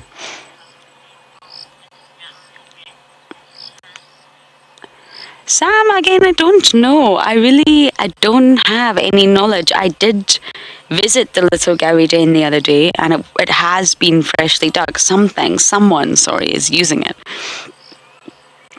Was it one of our hyenas? I don't know. Was it a warthog? I don't know. Has it been freshly excavated by porcupine? I don't know. But very possibly. And I have checked the Philemon's Dip dens regularly, actually, because I love that road. There's no activity there, so someone's been denning somewhere, and it's somewhere that we've obviously not been driving a lot. It's very, very thick, so any of these dens like Mvubu or Gallagher shortcut, I really wouldn't be bashing in there right now. So possible. There's been another active den. It was actually the anti-poaching unit that found this one. It's an amazing story. We worked on it together, and they obviously reported there is a hyena with cubs. What? I couldn't even begin to put it together. And eventually we got there and we found Ribbon at the den. And finding a den if you don't know one is there is tough. I've been coming here. I've been concentrating on this den. I haven't thought for one moment to look at other dens.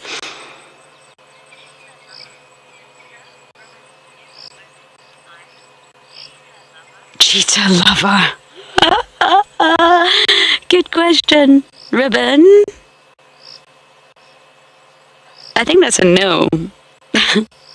No, she does. She's just a very sleepy hyena during the day. She does get mobile at night time. Just like we sleep all the way through the night, she sleeps all the way through the day. And she's just always at the day, and she's such a wonderful mother. But she does open her eyes, yes.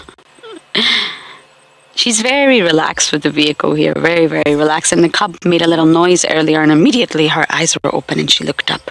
She's on high alert for her cubs. Fiercely protect them. But yeah, she likes to sleep. Don't we all, though? I love sleep.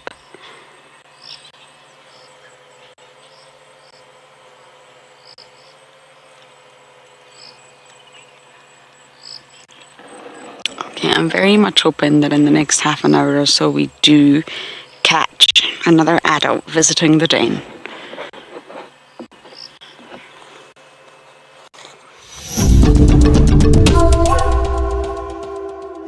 We're just bumbling. It's very important for me in the morning to keep moving, and sometimes what's really nice to do, now this is not an attractive road, it's an access road with a power line, sometimes it's nice just to, because we've got height, to actually just use your binos or the camera and search the road. I've actually found a leopard this way. It's really easy to spot elephants this way, because many animals love to also use the road. So if you just gain a bit of height, you can see the entire length of the road. Well, not entire length, but you can see far. And if something's walking on the road, you're going to pick it up. Nothing so far, I'm afraid. But you see what I mean? You can really see that the birds are really calling now, and it's so beautiful. So let's just take a moment to appreciate this landscape and the beauty of the scene in front of us.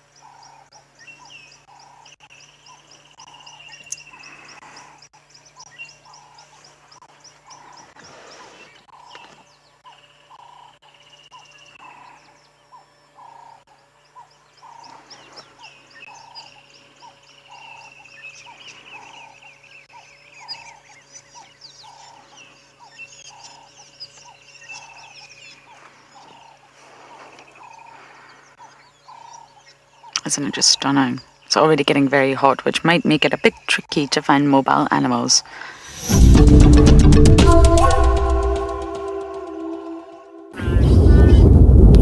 Welcome back to Eco Training Pridelands. At the moment we're watching a mixed group of animals busy grazing as well as browsing, and they include both impala, kudu as well as zebra. And it's not often that we get the opportunity to actually view kudu from the vehicle, as they tend to be quite skittish and move away from the vehicles very quickly.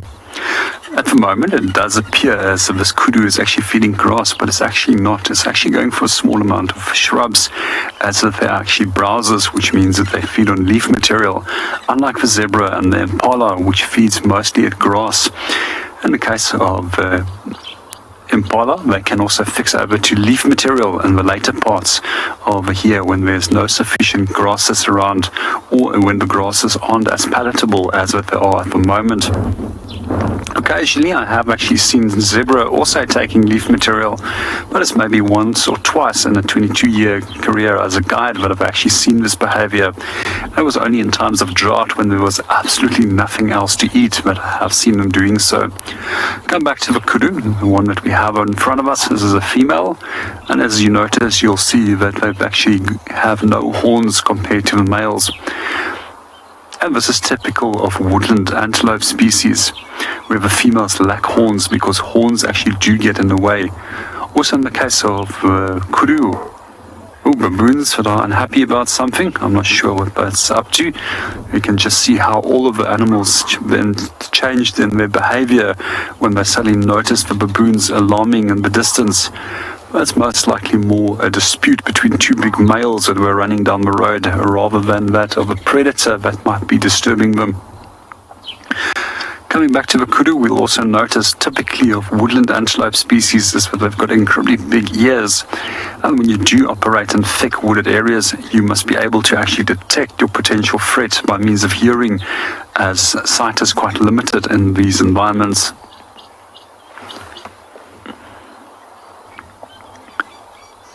So in South Africa, we only have one species of kudu, and this is known as the greater kudu. That's also our second heaviest of antelope species when it comes to the bulls. They can gain weights of approximately 316 kilograms. Also the antelope species with the longest horns, even if it does appear that species such as Gemsbok have longer horns, although they're straight. It doesn't take in consideration the length of the kull of the horns have in kudu. Now, if I remember, the record of kudus is just over almost close to 1.8 meters now in length for a kudu horn. In general, we also find in some areas where kudu becomes persecuted that they become very secretive and they only become active at night.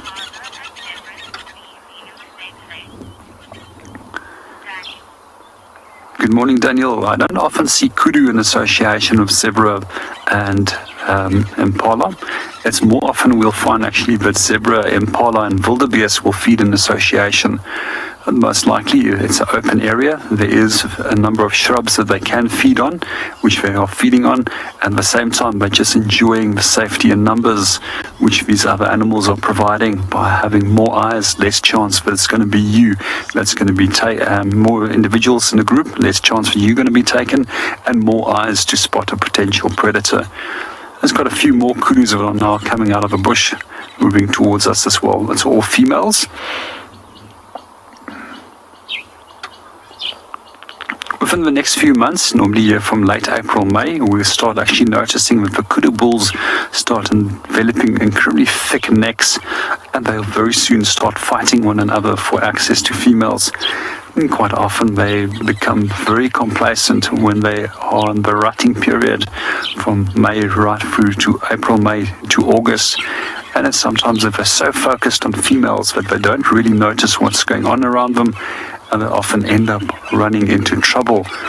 In one of the areas where I worked, there was a group of lions which we referred to as the mountain pride, and they often used to take kudu bulls down at that specific part of the year, as they were way more alert than the females were.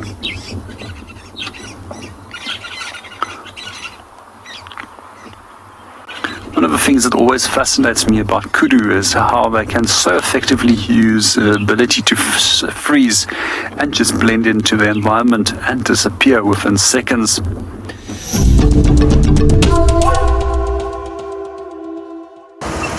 Not right now. Wow, look at that! Jeffrey, I got your comment just on time. Look at this. You're right, Jeffrey. You're saying don't stop. Yesterday, I made a great last minute find, and look. Wowza. You do not often see marabou storks here. Yes, we have them, but they're not common. And here, we've got one right on top of a dead tree. Amazing.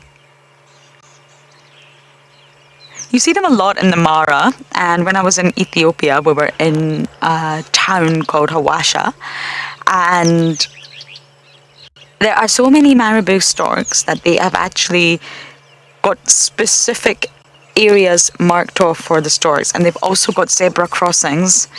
I don't want to call it a pedestrian crossing because the pedestrians are the storks.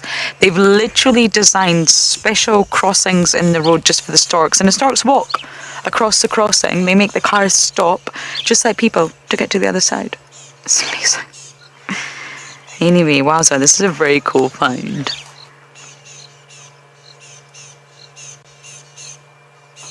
One of the best photos I ever took, one of the best sightings I ever had of a marabou stork was in the Masai Mara. And it was a kill made by, I think, the Salt Licks. I'm pretty sure it was the Salt Lake Pride.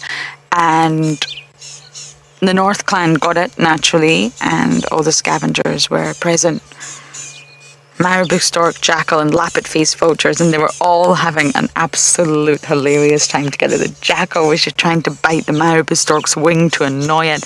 The lappet-face was waiting until the jackal was annoying the stork, and none of them were paying attention to swoop in, and I'm sure some of you will remember it. It was on a live drive. It was hilarious. Owen loves dad jokes. I've got a dad joke for you, Owen. Do you want to hear it?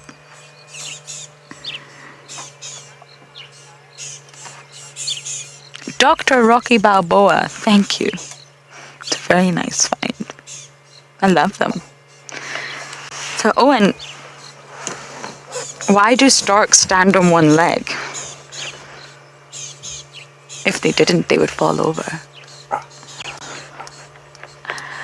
I'm not sure how authentic Owen's laugh was there. I think he's just putting it on for me.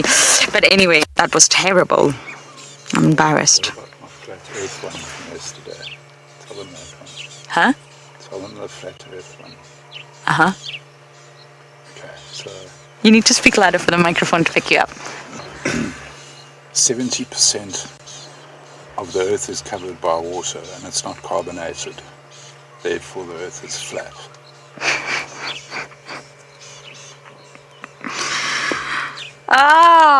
Oh dog. Where did you get that one from? The book of dad jokes. Viewers, don't even start. We're not going into the realm of dad jokes right now. Goodness, we've had many of drives where we literally just talk about dad jokes. Those are the quiet days. But sorry, Marabou, you're not getting the attention that you deserve right now, are you?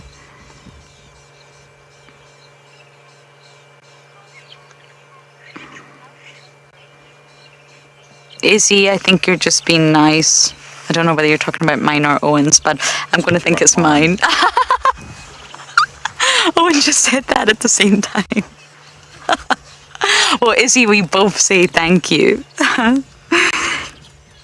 Oh dear. Anyway, back to the beautiful bird in hand. I wasn't gifted with much in terms of looks. They are said to be one of the most unattractive birds, which is a shame, and I don't agree. I think they're unique looking, but that's the sort of general consensus that they are one of the ugliest birds. They look like grumpy old men, which is a shame. And naturally, they are scavengers, and you will find them lurking on the outskirts of human civilization, landfill sites, trying to scavenge for anything that they can find. But I do believe that in Arabic, I'm sure it's Arabic, marabou can translate to hermit-like, which is fascinating. But in different languages, you can pull out different meanings using different words.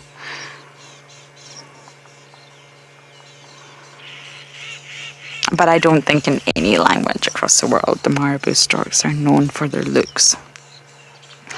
Remarkable all the same though. Beauty is in the eye of the beholder, my mother always used to say.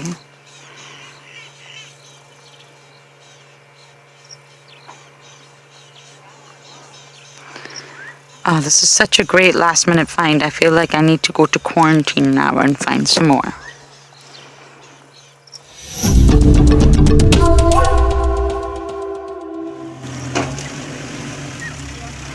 Amazing action here, amazing. Hyenas running everywhere, white-backed vultures being numerous and frantic as always, hissing. Hooded vultures staying on the outskirts. This is where they killed the buffalo. Can you believe it? We've always tended to avoid Sydney's dam because of the signal issues. This area, just as long as I keep my vehicle still, we can make it work. But otherwise, because of all the issues, we don't tend to traverse this area too much. Look at it.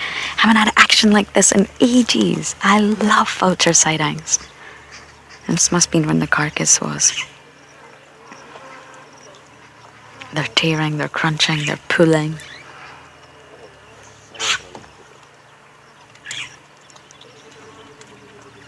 I love vultures. They get very aggressive with one another as well. The white-backed are the most common and the most numerous, especially at a kill site. Can you hear them?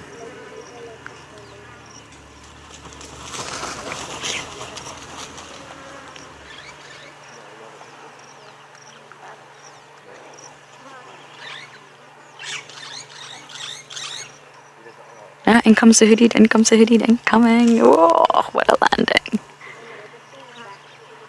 The hooded waits until all the whitebacks are gone and comes in. Look at that. We're just bumbling. It's very important for me in the morning to keep moving. And sometimes what's really nice to do, now this is not an attractive road, it's an access road with a power line.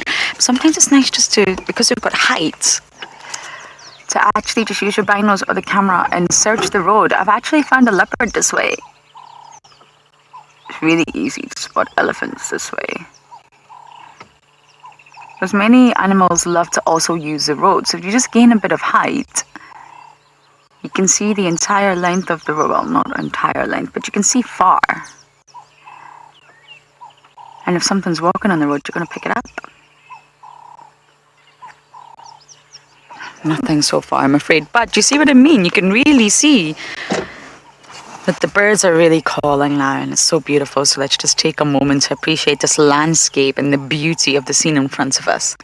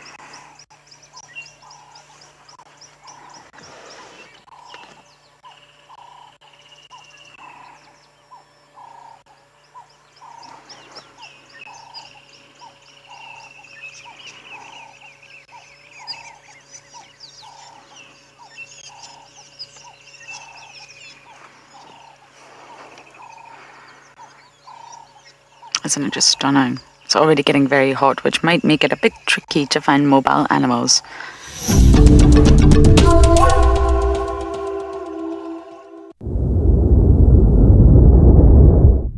We've repositioned, and it actually works in our favor anyway, signal-wise, and we get much better views of the elephants.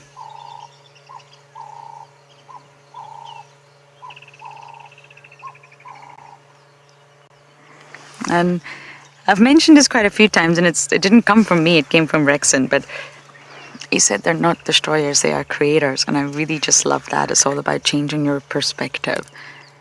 And Rexon does a lot of the work here now that Juma's changed the structure a little. Rexon does a lot of the work at protecting the marulas and putting the sort of wire mesh around all the trees. And although you don't want to prevent elephants from getting their food, there's also a sort of mechanism and algorithm behind it, if you like, where he knows the land better than anyone. I mean, Rexon was brought up here. This is his home. And he understands the movements of the elephants, why they're ring barking, what trees they do ring bark, and how to selectively choose specific trees to protect that'll still protect not only those trees, but the integrity of the land around it. And that's a lot of his work now. He does that. And it just deters the elephant. It doesn't harm them. It doesn't hurt them. Their food is plentiful. We're not in a drought. We're in the most lush, giving season with water everywhere. So they don't need the bark. They don't need to do that. And that's why we do protect them in the area. But they're not destroyers. They're creators. They create new things in so many ways. They're the architects, engineers, changing the land, not to destroy it, but to create something new. And it's such a beautiful, beautiful way of looking at it.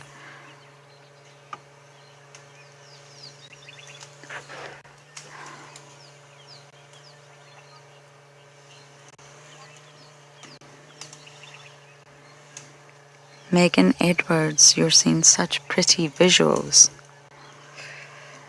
That's all down to OD, not me. He's the one with the skill behind the camera. I guess the elephants are helping.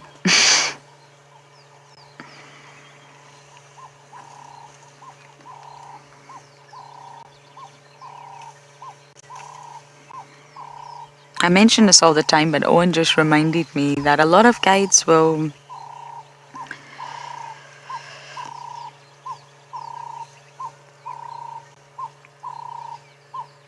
about identifying the matriarch. And I think some guides are a bit too quick. So, that's the matriarch. But really, there's a lot more to it than just being the oldest female or therefore the largest. That's not always the case. And in that beautiful book that I always recommend, Beyond Words by Carl Safina, it's broken into elephants, orcas, and wolves. And it's wonderful. It's quite heavy at points, but it's wonderful. And it really does go into great detail about elephant societies, how they communicate, how they structure themselves. And it's all about social units. Basically, the matriarch isn't always just the biggest female, and you've got to be really careful at presuming who it is. Sometimes it is obvious, but really, when it comes to science, you've obviously got to be very conclusive. And in identifying the matriarch, you should always wait, you should always observe. How you really are going to identify is not because she's the biggest female, no, is by social interactions. You need to just watch and see who they all gravitate around. Who are they reacting to? Who are they responding to?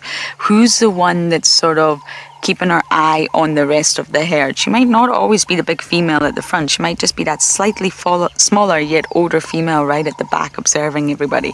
So sometimes it is obvious, but I think some people are just a bit too quick to see us matriarch.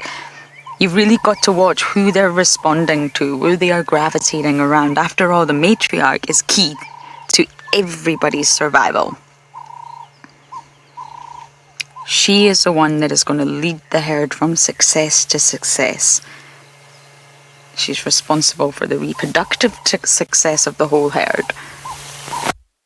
Yes, it's the oldest elephant, so therefore should be the biggest, but it's just not always the case, and you should be careful when you're trying to identify the matriarch.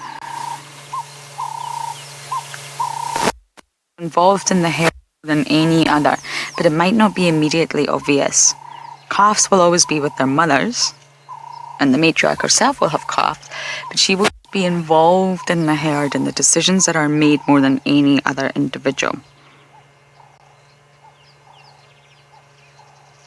Sometimes in kinship groups, or if there's been a loss, a death of a matriarch, a new one will arise. It's not always the right one, and it's not always the oldest one, and it's not always the correct one. And what I mean by that is the book Beyond Words goes into great detail about how each individual elephant has its own personality. We can see that. And not all females are just destined to be the matriarch. It's just not always, that's just not who they're destined to be. Just like we all have our own destiny. Some of them have not got what it takes to be a matriarch. And that's why sometimes the wrong female will arise, take that position. She's a bit too young maybe, with not enough knowledge, or she just wasn't meant to be a matriarch. And at the end of the day, she won't lead the herd to success, and it can be so detrimental, even fatal to some elephants.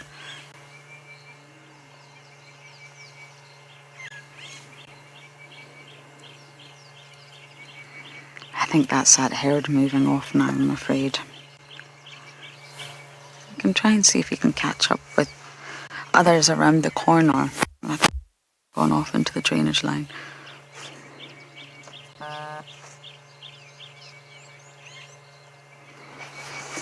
Okay, OD, let's do a bit of a U-turn here.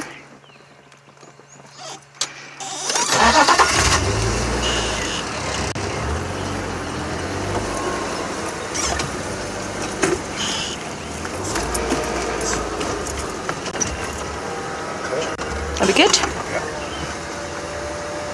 The cameraman acts as your mirrors, your side mirrors, because you can't see anything behind you.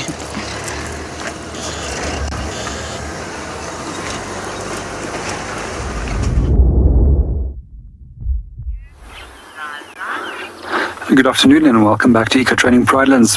We started off our afternoon with actually doing some tracking before we went live onto show. We spent some half an hour looking for a specific lion. However, we thought that he actually moved into adjacent property. Luckily, he did come back. He most likely came back to come and look for a drink. We're just so happy to actually be able to locate on him. It's also interesting that he's actually moved in quite a warm part of the day, as we generally don't find lions moving in the heat of the day.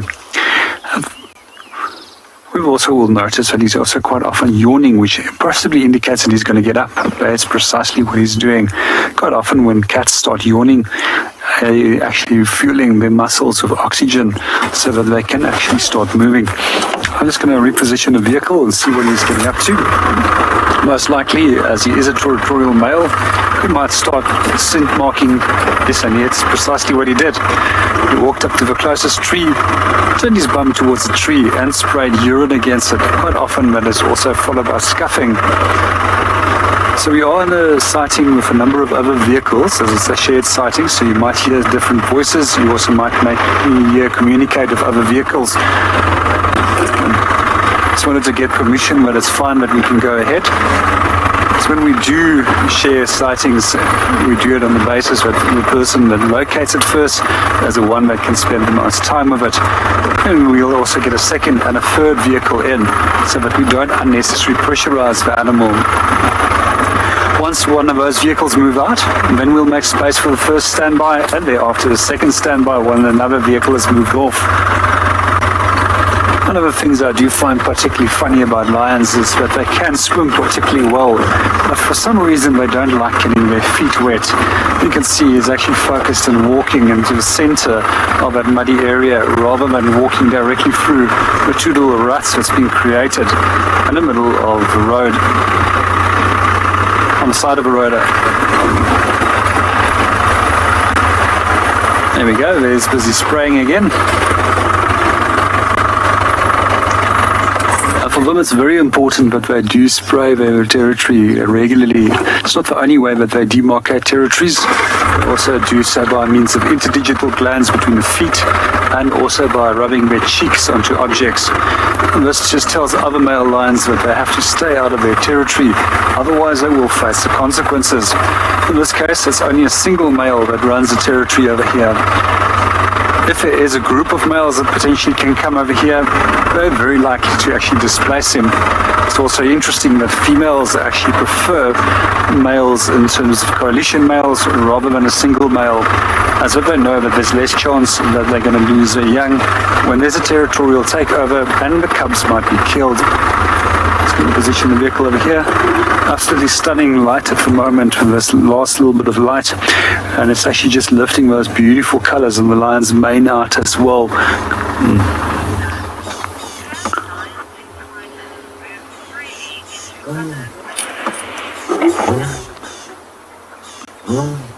Let's just listen to him. He's busy contact calling them.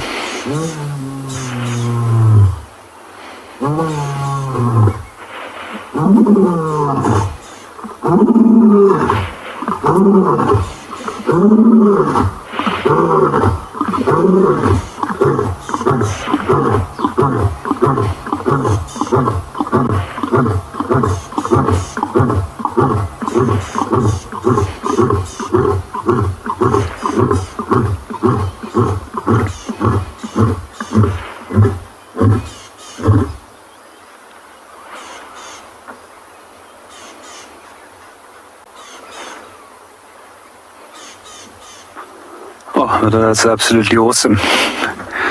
So Mundas, good afternoon and welcome back to the show. And I just want to quickly answer your question. Can they move freely? Yes, they can move freely into the Balule, and the Balule is also open to the Kruger National Park.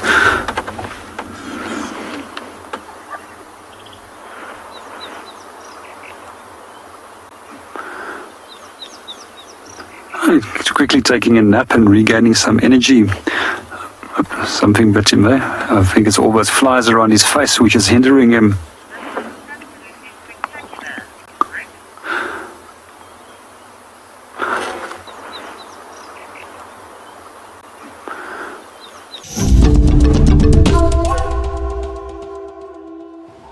So I've just arrived at Treehouse Dam.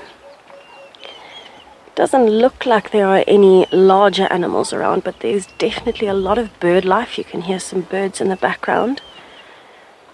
And I just thought I'd spend a few minutes here just listening and watching, because it is so beautiful here. Have a look at those cloud formations. It's just so dramatic. So I just want to listen for a little bit. I'm hoping to hear sounds of maybe branches breaking, or elephants or buffaloes, anything like that. But also unusual bird calls. So let's have a listen for a minute.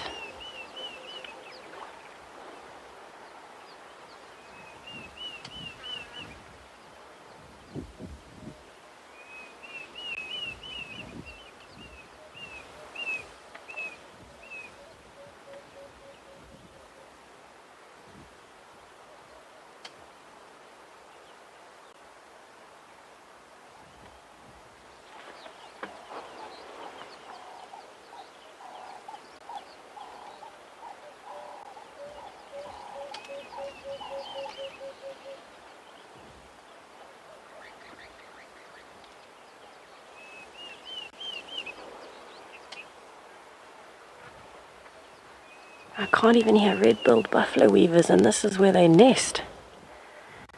You can see the big nest there in the tree. There's no activity from the buffalo weavers.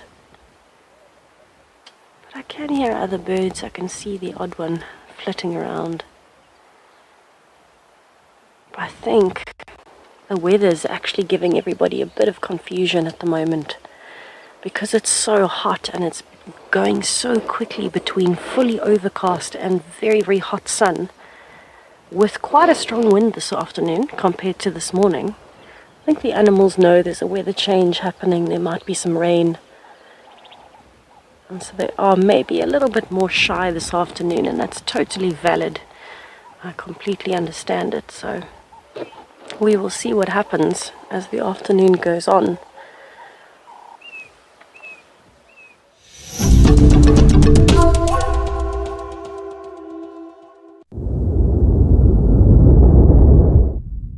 Good morning and welcome back to Eco Training Pridelands. I'm talking very softly because we've got a group of dwarf mongoose in front of us, and they do disturb quite quickly at times if you are talking either too loud or make sudden rapid movements. What you'll also notice is that there's a red-billed hornbill that's sitting very close by to them, and he's been following them as if they were disturbing insects. And they often do so, and in a mutualistic relationship, we also find that this relationship extends to yellow-billed hornbills. And I've seen yellow-billed hornbill actually doing this also in the Kalahari, following meerkats, which is one of the close relatives to a dwarf mongoose. So in Southern Africa, out of all the mongoose species, there's only 4 of them that are social. And the dwarf mongoose, being our smallest of the mongoose species, is one of those 4 social species. And in this case, we also find that the group is led by an alpha male and female, and the alpha female in this case is also 30% larger than the others. That's very few species of animals where I know that we have a matriarchal society, and that also includes elephants. Let's see what they're going to get up to. They also tend to be very, very curious. Actually, when it comes to these little predators, they're also incredibly effective little hunters. And I've actually once or twice seen them taking small little mammals together, and that means little mice. And in the past also, where I watched 4 of them actually pulling a bat out from underneath a log and killing it and devouring it. I reckon they're as effective as the African wild dogs that we saw this morning. One of the things that we'll also notice with them is that they move around within a territory, and what they will do is they try and move through their territory in approximately 27-day average. And the reason why is that's the duration of what their scent lasts. And if they don't demarcate their territory by means of scent, that will tell other groups of dwarf mongoose that the area is not occupied, and then they will try and take that territory over.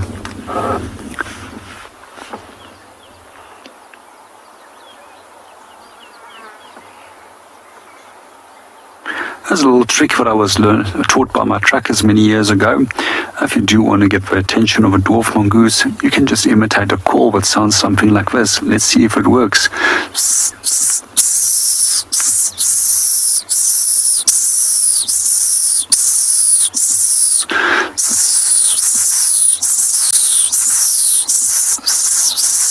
We've got quite a wide range of different calls that indicate different things, but this seems to be one of the contact calls that they use, and already 2 of them is coming a little bit closer.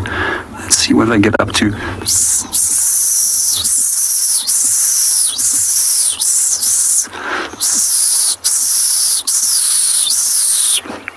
When it comes to imitating calls of animals, I do believe that it's fair game if you can attract animals such as a wild dog or a lion or a dwarf mongoose by imitating the call. However, you should never be using electronic methods actually of calling up animals. And you also should be doing it very, very sparingly when you are going to imitate the calls, as you don't want to upset the animals and alter their behavior in any other manner.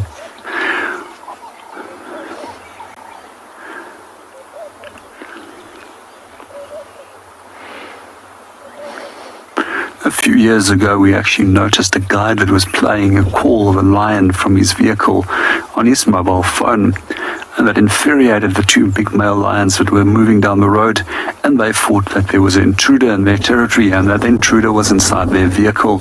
So you have to really, really be careful with doing things like that, as it's not fair on the animal either. When it also comes to playing calls for birds, as a bird guide, we were taught to also use calls very sparingly. We also were taught to play them very soft. And in general, when we do play those calls, we will play them roughly at 20 seconds intervals. And after the 3rd attempt at playing it, we stop playing. It either means that the bird is not going to respond or the bird is not there. Quite often we find that birders tend to overplay in areas, which leads to the birds no longer responding to that call either. A few other important things when it does come to using electronic methods of calling up birds, it's also not to do it in a breeding season and when they are close to nest, as this can often break up a pair or that's busy nesting in that area, or force the male to move off. And the reason why we play those calls incredibly soft is that that male can think that it's a much more dominant and more intimidating male that's being calling.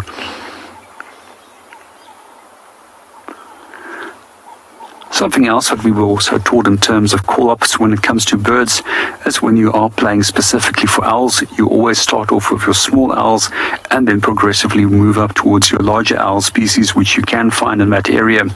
And the reason is the smaller owls often are predated on by the larger owls, and that will be intimidated by the sounds of that more dominant and larger owl species.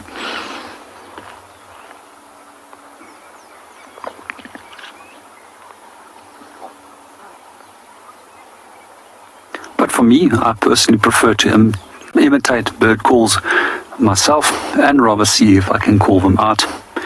Sometimes what I will do also is, if I can't imitate that specific species, I'll simply use the calls of a pearl-spotted owlet.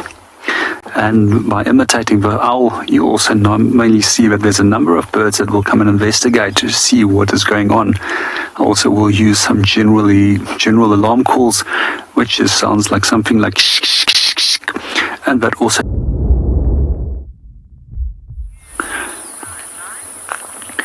Good afternoon and welcome to Eco Training Prudence. At the moment, we're looking at a wasp that has just caught a bee in midair. And now we're watching it as it's going to slowly start eating it. We're also going to just want to watch if it's actually going to eat it or if it's actually going to lay an egg inside it and then deposit it somewhere else. And we often do find that a lot of wasp species will actually lay their eggs in live hosts which they've paralyzed. So my name is JP LaRue, and behind the camera we've got BK. We're just going to try and zoom back onto that wasp before it disappears because it's such a fascinating thing that's happening over here. So now we're wondering, do we have parasitism that's taking place or actually a normal form of predation that's taking place? When it does come to bees and wasps, they're actually very closely related to one another. They belong into the same order. So let's see what they get up to.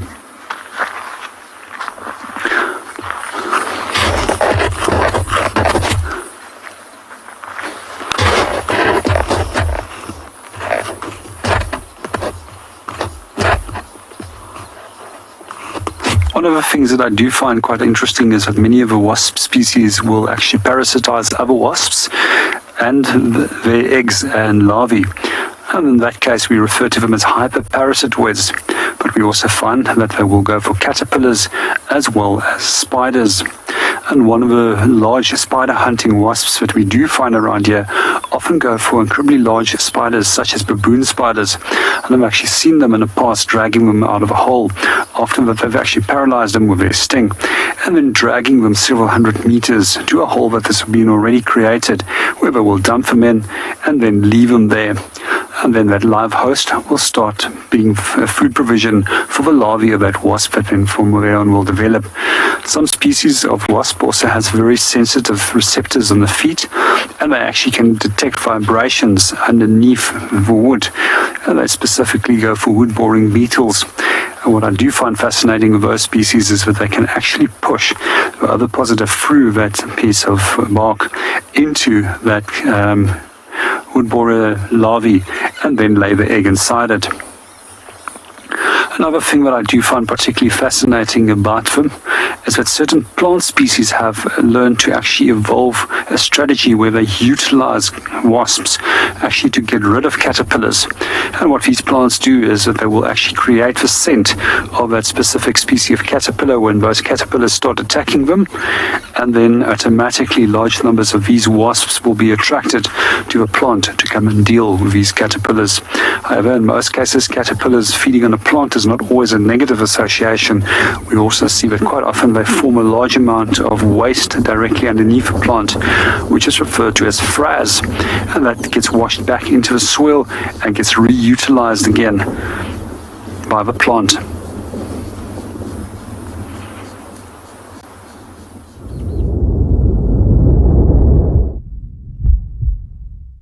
Can you hear them?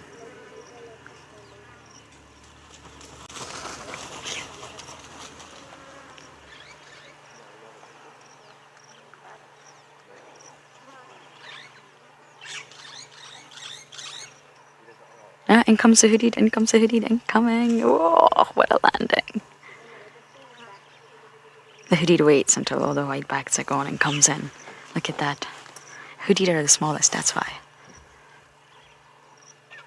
The lions are on Sydney's wall, so we will try and give you a view, but naturally it's not our property. We don't traverse Buffelshoek anymore. Very sad. Those were some of my happiest days with WildEarth, traversing Buffelshoek.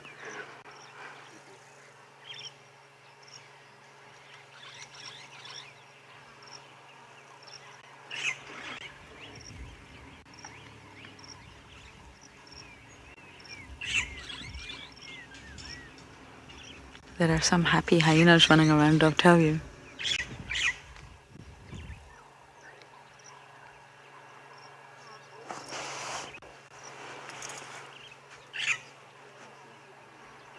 I actually mentioned this the other day on Live Drive. It's been a while since I've had a sighting of frenzy at a carcass.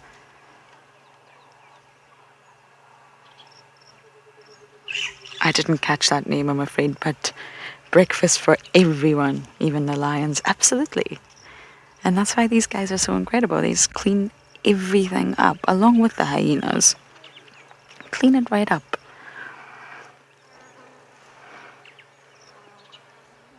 Are there any Ngala on this side, or are they all at the dam? The last one finished. Okay. Yeah, we don't go that side anymore, but we can view from the cut line. Is it the Talamatis? Okay. We never used to get signal here, so this is a winner. Thank you, guys. Okay, it is the Talamatis after all. They're on the dam wall, so we will turn around, but I just thought this was incredible to see the hyenas and the vultures and just the activity that happens. It's amazing. Did anyone get an idea on that other hyena? Kaika was one of them.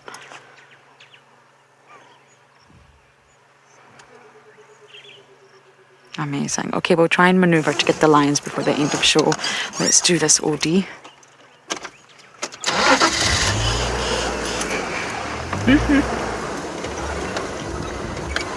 Oh, look at that. All but nothing. My goodness.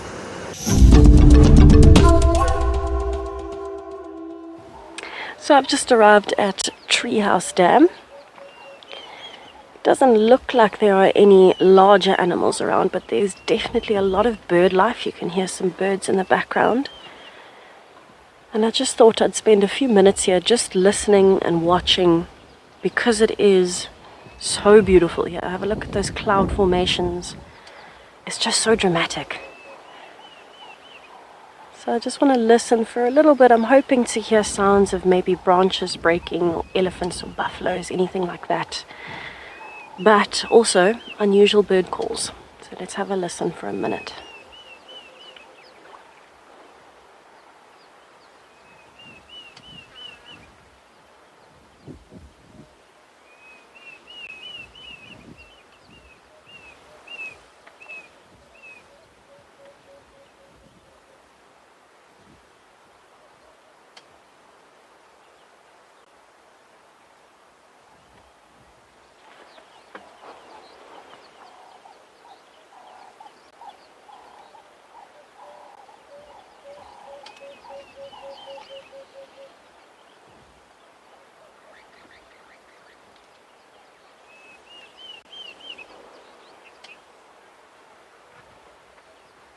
I can't even hear red-billed buffalo weavers, and this is where they nest.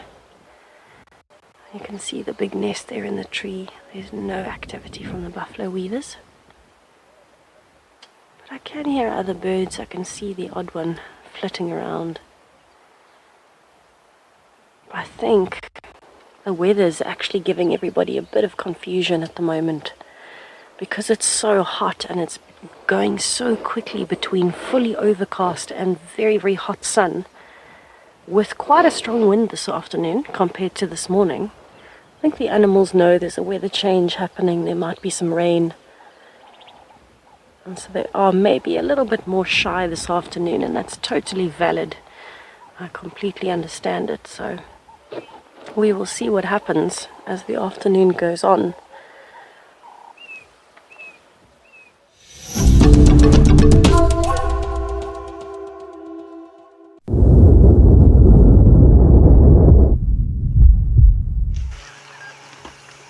the best find of today. Ishu? Doesn't look rather comfortable, but we see you. Isn't this gorgeous? Are you just sunbathing, chilling, living the chill life? This is obviously a rock monitor. We definitely see the water monitors or the Nile monitors a lot more than we see the rock. But you can see this is where they hide. In little holes and crevices and trees. And then they just pop themselves out to sunbathe. You look very relaxed up there. I'm rather jealous. So stunning.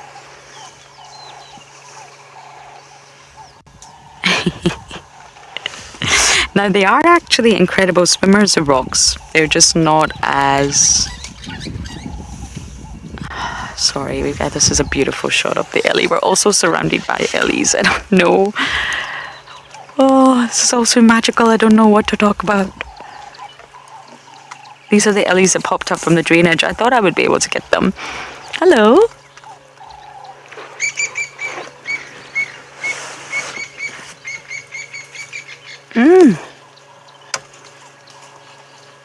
Buffalo thorn delish. The thorns and the hooks clearly don't put you off.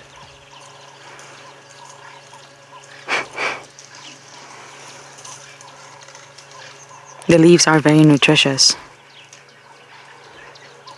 Even for humans. Sometimes I snack on them in camp when I'm walking by. Yeah, I can see why you like them. I tried to fry them up one time.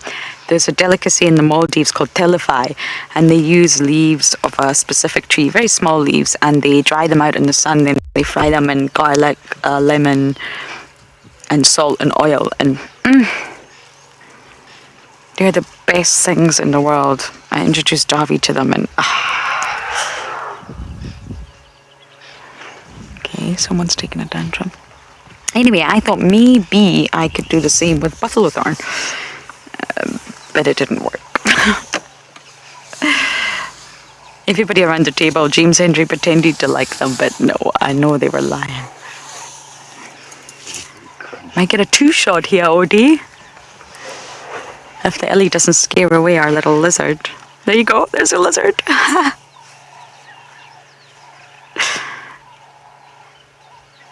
Look at the claws. Look at the two of them together.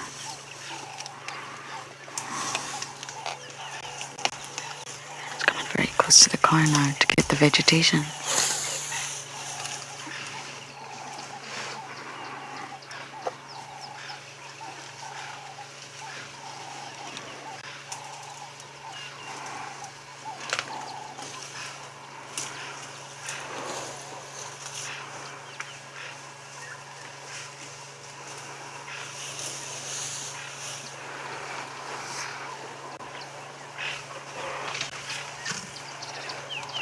Oh, they're all coming.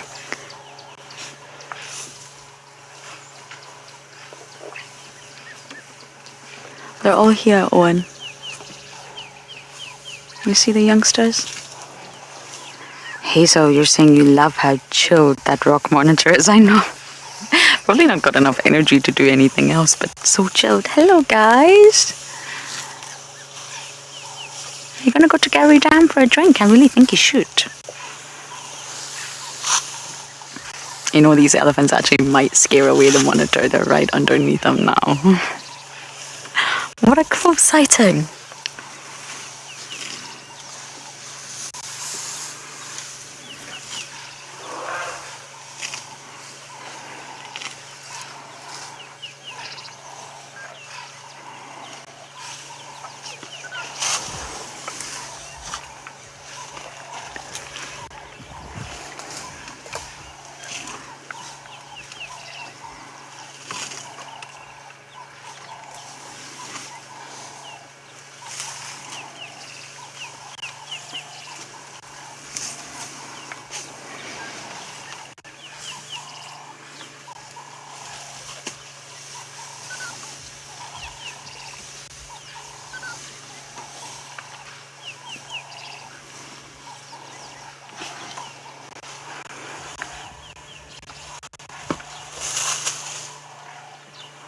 That was a bit dramatic.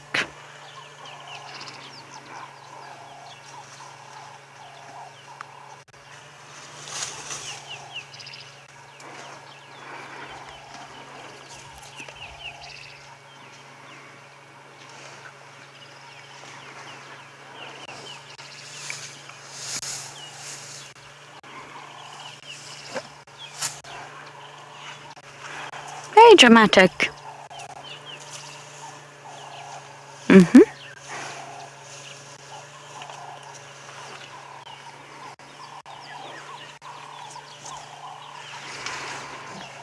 No, not at all, Susan. Not at all. They have no need to. It's not anything that elephants need to pay attention to. Owen, 12 o'clock. Hello. I've got an itchy leg. Beautiful girl. I can see you having a sniff of us.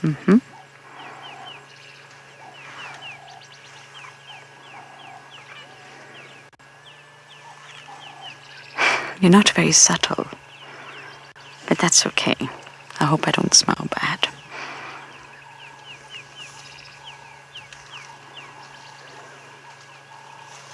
But Susan, not at all. He's watching them.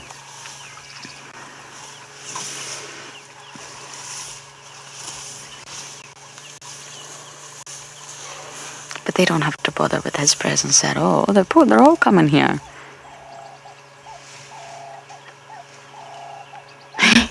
There's obviously some delicious grass.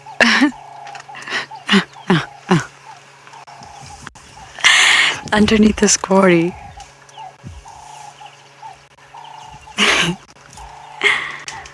Are you smelling us and you think that we can't see you because we can? Look at those nostrils. That's incredible. They're huge.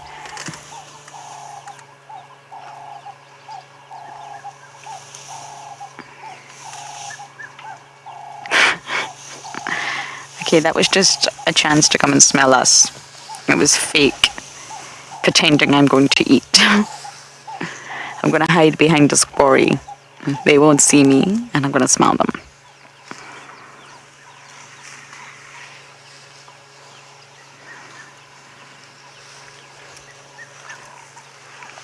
We've got more coming. We've got a nice calf and mother in front. 12 o'clock. Some more coming. A young boy approaching from the right. Here we go, here we go. Hello, boy.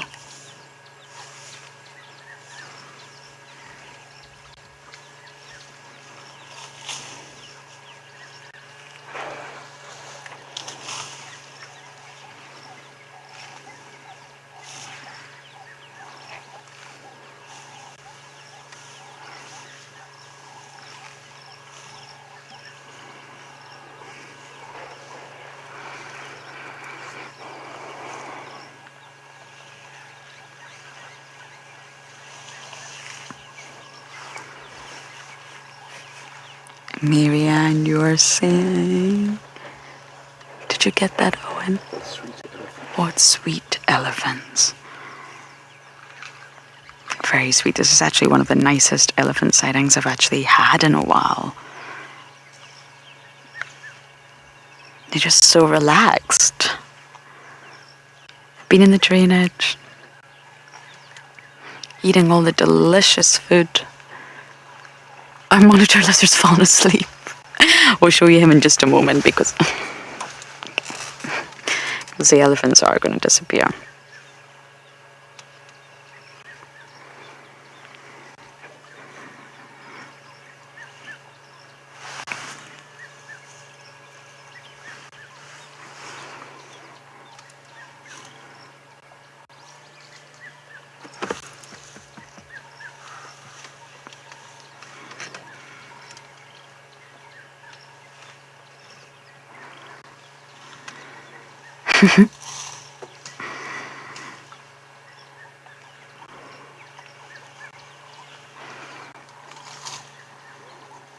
This is pretty special. And we spotted this herd solely based on vegetation moving. We didn't actually see an elephant for a while. We just saw the trees going boing, boing, boing, boing, boing.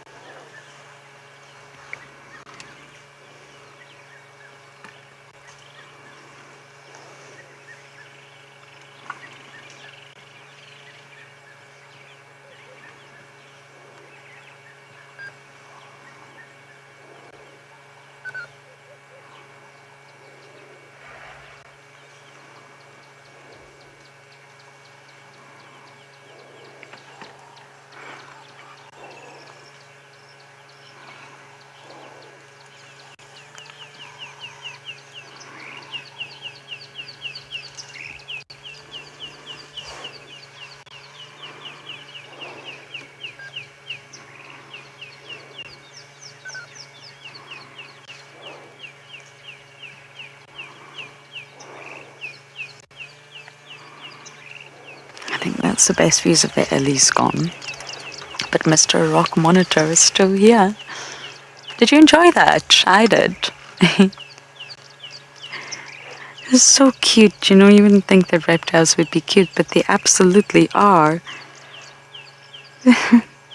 What an absolutely wonderful sighting that was.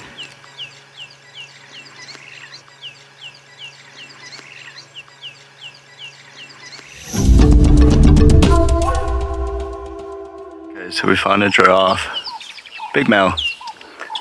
They're quite nice just to sit here, and also you'll be able to hear the tail swishing every now and then. I think he's just going to hopefully end up feeding right next to us.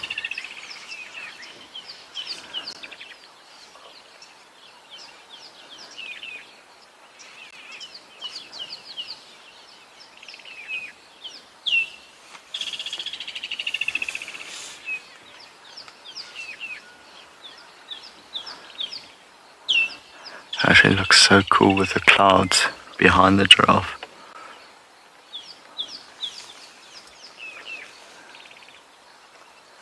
He's eating from a guarri tree, but I think mostly what he might be after are the little fruits.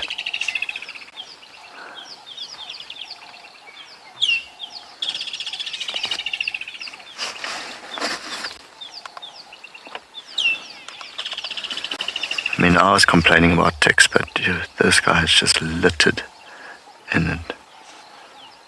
And all the folds.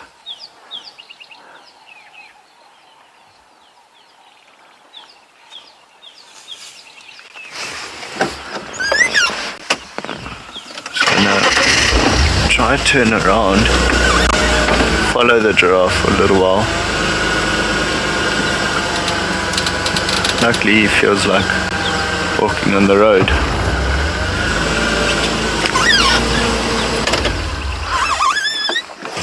Very elegant way of walking. Also quite quiet now when they walk.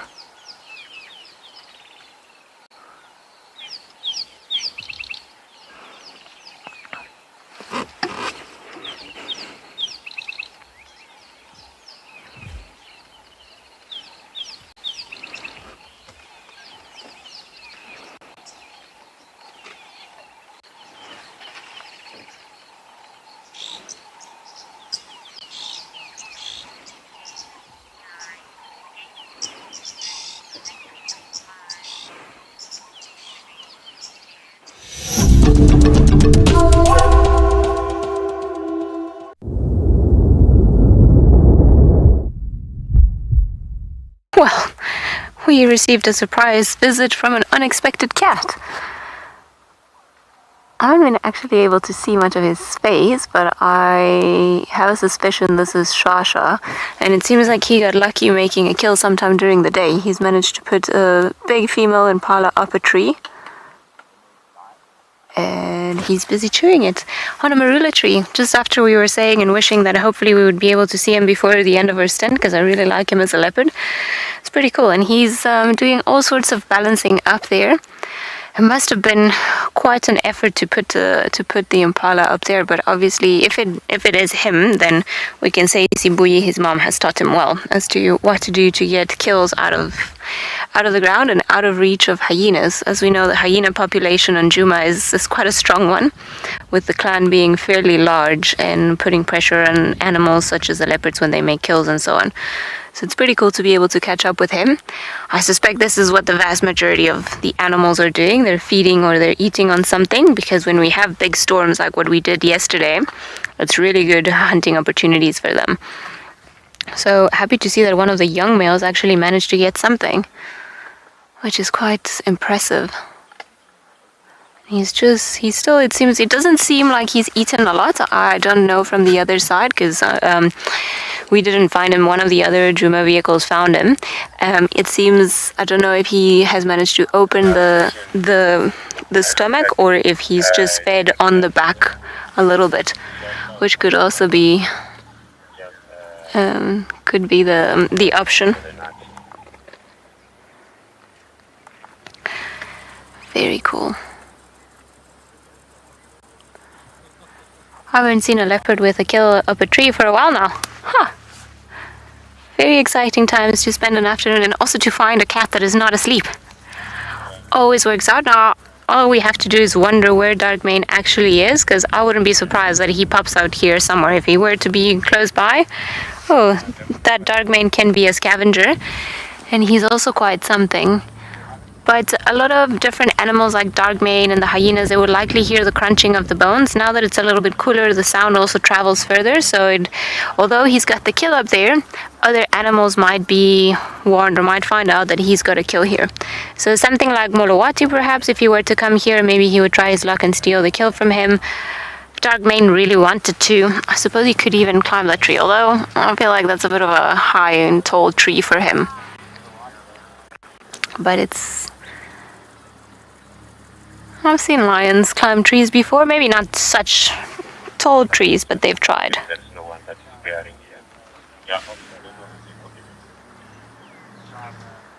I don't think he's wedged this impala the best possible way, but I do think that it's a bit of a tricky one. And if he's not careful, he might drop it, and in which case, if he drops it, then he's going to have to put it all the way back up. And he's feeding quite quickly. I don't know, maybe he's trying to get everything out of the way, trying to feed as much as possible. Another WildEarth mover. I saw someone is coming this side. I missed the update, Finofi. What have you got there? Yeah, yes, Sasha. Lady is joining me. I think what meeting is waiting. It's gonna be a full rock. Copy, but no WildEarth station there. Look at that tail going and flicking. Okay. Ooh. Sheena, it is quite amazing the way that they carry and move the kills up in the trees. But I don't think, I'm a little bit concerned because I don't think he's wedged it properly. And I mean, he's got his weight on part of the stomach, so he's holding it in there. Or not the stomach, or sort of the back. But if he's not careful, he might just drop it, which means that he'll have to put it all the way up there. So I'm not sure. Does it even have the back legs? It's a bit of contrast that we're seeing. We'll try to reposition the vehicle. Oh no, the legs are there, but they're bent. I'm not sure why he thinks this was the best way to put it up there. Maybe there was a pressure from another predator and that's why he's decided to put it up here. Maybe he got really excited that he got an entire impala for himself. But I think maybe what we're going to try to do is then eventually go around and see if we can get a view from the other side just to see what the condition of the carcass is. Maybe if we can get the sun not to be just behind us, maybe we'll get a bit of a even better look. He's it's quite funny the way that he's there, because he's not on the biggest branch, and he's just decided to put this impala in a branch that doesn't look the sturdiest, so it's quite funny. But I'm very happy he got a kill, because I know when Lauren and you, Owen, wasn't it? When you were with her, you guys had him the other day. He was trying to hunt, and I think he just missed something at the dam wall. And then, obviously, yesterday, wherever it is that he went, he didn't catch anything, because this kill looks pretty fresh. I'm pretty sure that it was made sometime today. It doesn't seem like he's eaten a lot of it. And just also judging by his stomach and the flanks of his sides, I don't think he's eaten too much. Hey. He's almost like furiously trying to open it up. I think maybe let me try to reposition, see if we can get a different angle, and maybe we'll be able to see better what's happening or how much of it he's actually eaten.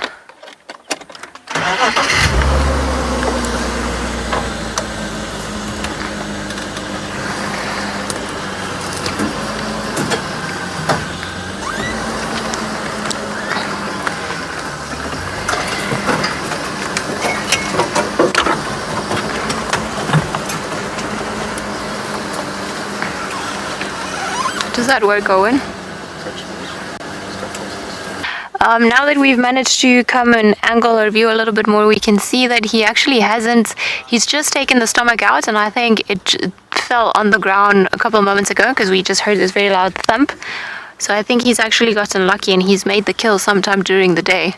Because Owen and I were giggling, we were saying earlier, like, no, we drove this road this morning. How did we miss a leopard on a tree? But I don't think we missed it, thankfully. I don't think he was here, judging by how much he's eaten and how much is up there. He's got a good kill there going. So if he doesn't drop it in, or if he doesn't put it in a funny way that is going to compromise the balance of the kill, then he will likely have a good meal for the next sort of 2 days or so. So he should be a happy cat.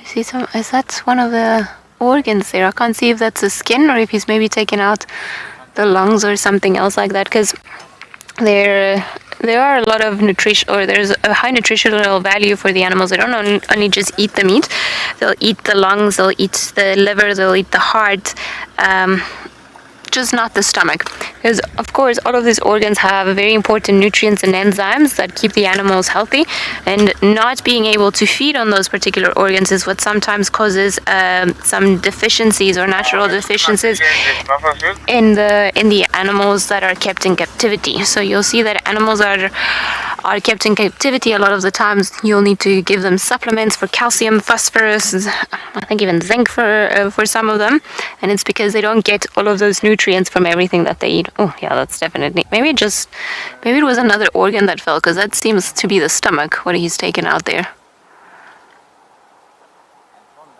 And he's eating quite desperately, so I think it might be safe to assume that this kill was made sometime during the afternoon. His entire face is disappearing inside of the impala. So if this is a little bit too much, we suggest perhaps having a strong cup of tea, because this is a happy leopard right here. It's a young male leopard that's still trying to find his way in life. And so far, I must say it's doing well. It's impressive. I mean, he's a big male, but an impala ewe is still a very big creature. And he might also be lucky, because with the amount of rain that we've had, then of course there might be a natural pan somewhere around here, so he won't have to walk too far to get water. He won't have to leave this, because the biggest pan that is around here, I would say it's probably Treehouse Dam, but he won't have to walk that far if he just finds a little pan somewhere around here. He might get lucky.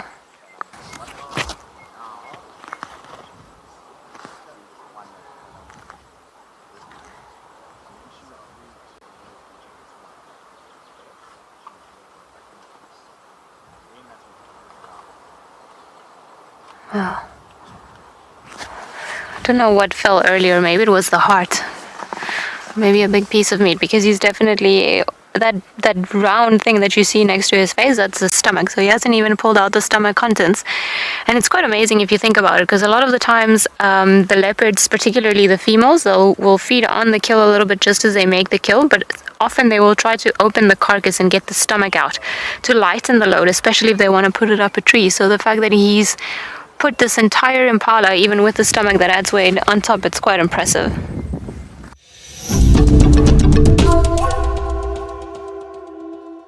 I finally found the reptile I was looking for. Look at this. I feel like this has been a bit of a reptile day for me, and I'm not complaining. I love reptiles.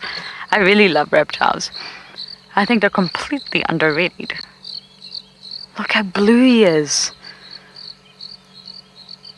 And blue. No, that song was awful. It's one of the worst songs in the world. Look at him go. Definitely a male. Wouldn't surprise me if there was a female in this jackalberry as well. That he's possibly trying to impress.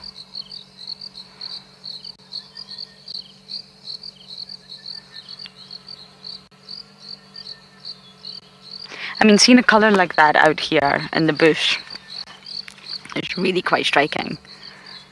It's actually such a beautiful colour.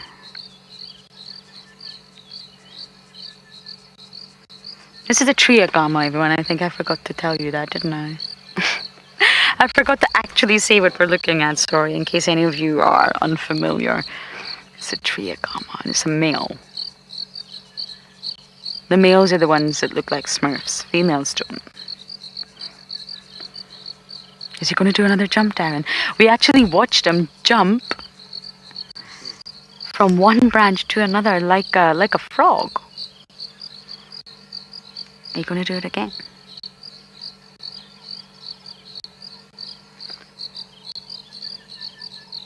It'd be very cool if you did.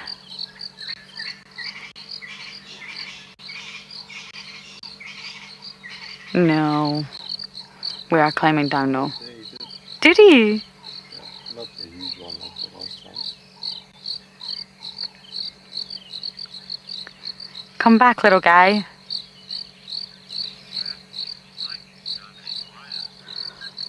Oh, that was so cool.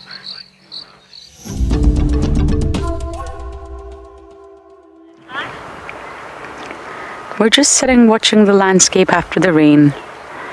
The sun is not quite popped out yet, but at least the rain is gone. And the birds are singing, they're trying to dry off. So we're just going to sit here for a moment or two and listen to all the sounds after the storm.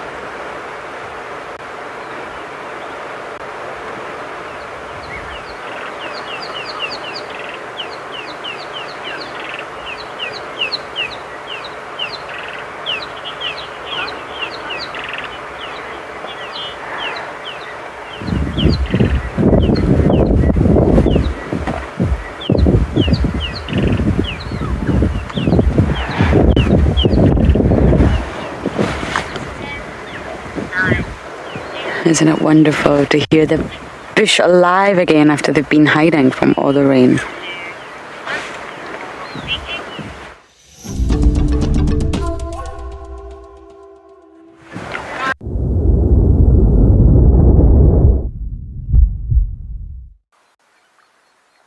Have you ever seen a hippo's tongue?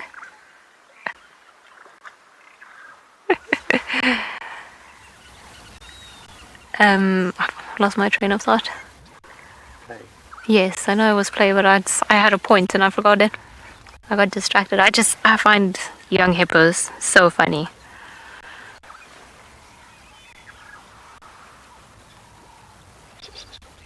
I can see you guys.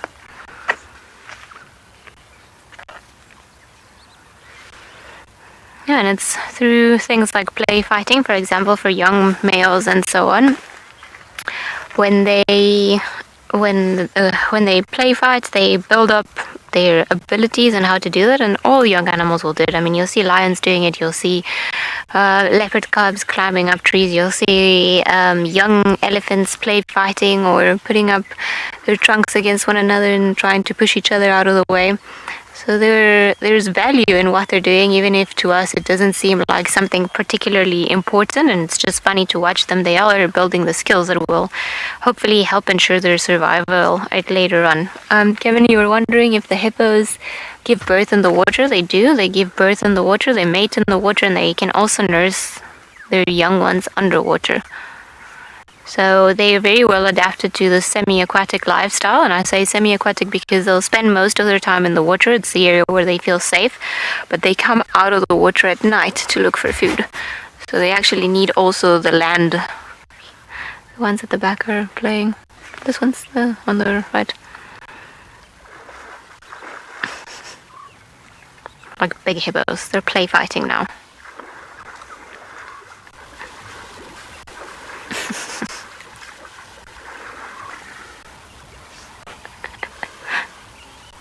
Although there's quite a size difference.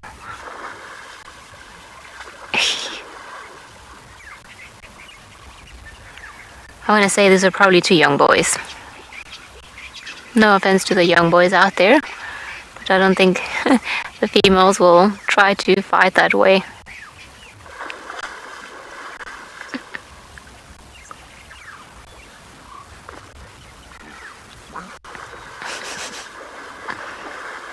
Oh, getting serious now.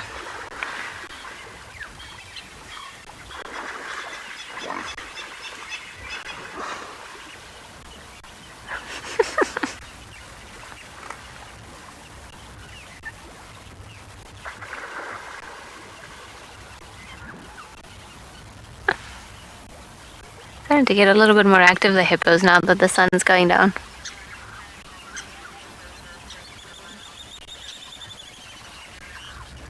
Unary males in general of all the species tend to live slightly less than females, so generally hippos are believed to live until they're about 30 to 35, so the females will probably live a little bit longer, more towards 35 and upwards, and the males more towards 30. The reason for it is the males engage in a lot more fighting and a lot of more defending of territories than the females. The females in general tend to just do their own thing, and they don't spend as much time fighting other creatures of the same species. So the males tend to live slightly less than the females. Same in the case of the hippos. A dominant bull will try to hold on to his power and his territory or his pod for as long as possible without allowing or while fighting off any other potential suitors that might try to take over his pod. The little one going out.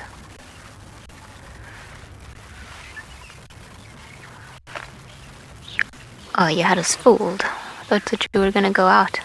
We just want to see your tiny little legs. That is it.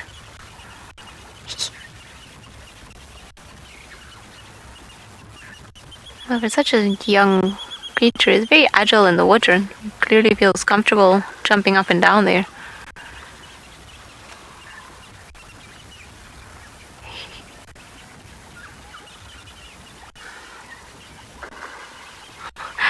Shame she's looking up like, oh, please help me. It's quite a handful, this youngster.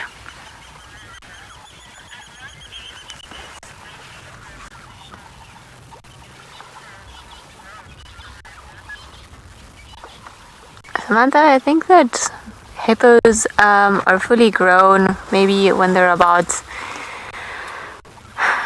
6 to 8 years old, depending if it's a male or a female. So they'll be sexually mature before then, and they won't be under the care of the mother at that age. But it takes them quite a while to become adults.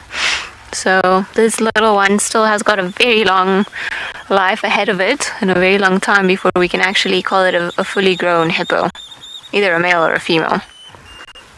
Okay. I thought it tried getting on top of the mom's back.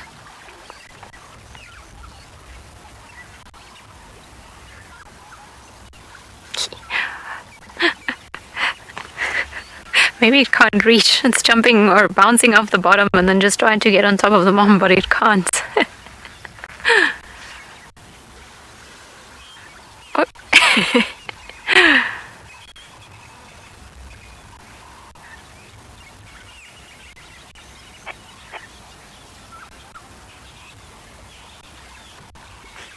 Trying a new angle.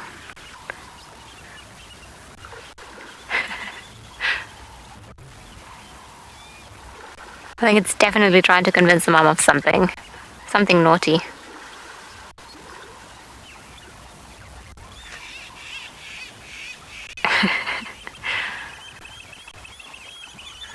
Maybe it just wants to go on its mom's shoulders and the mother won't let it.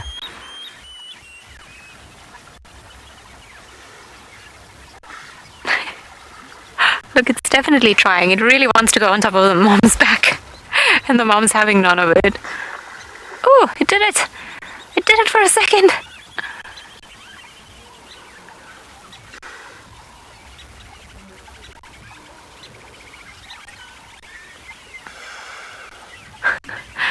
Where did you guys disappear onto?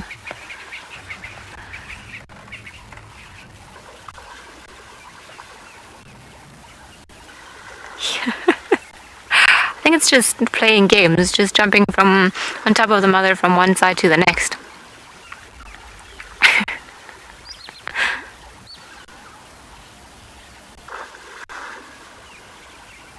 It's actually very adorable.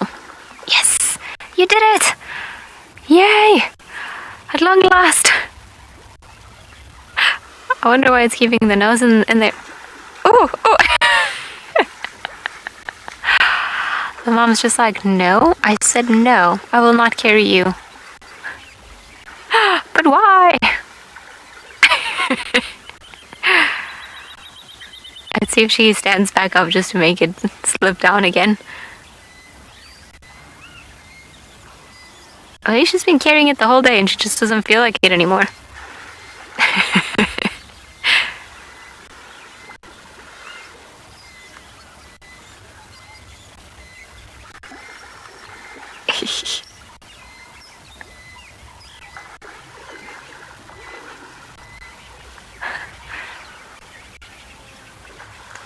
Are you gonna try again? Maybe it needs to come running.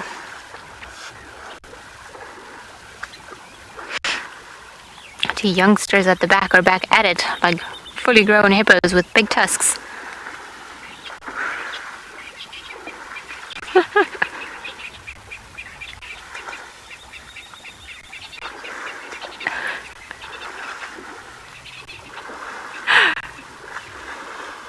It's so hard to choose where to watch because as the ones are fighting in the back, then the little one is just like almost like doing hoops and loops to get on top of the mother.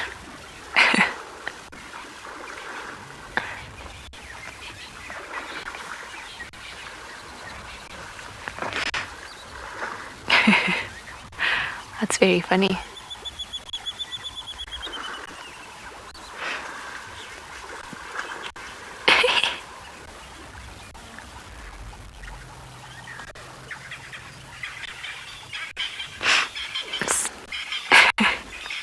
Almost look like a dolphin there, just trying to stick its head out of the water.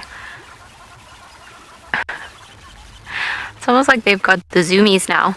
They're going into the crazy hour, you know, that I don't know if parents call it suicide hour, but it's that hour before, you know, when they get hyperactive just before they have to have dinner or go to sleep or something like that, and then they just go a little bit crazy.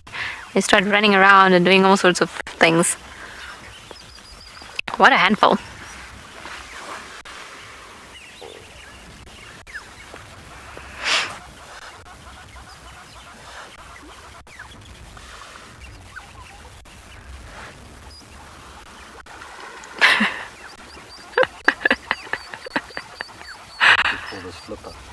Flipper. Yeah, maybe we should call it Flipper, Darren. You're right.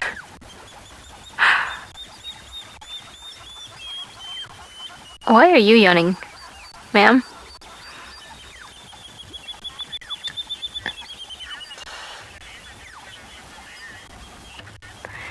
Evelyn, you say you want to eat whatever this hippo has. Well, whatever it is, it will certainly make you hyper. I thought for a second there when she opened its mouth that it was maybe going to try and jump on her mouth. That would have been quite funny, to be honest.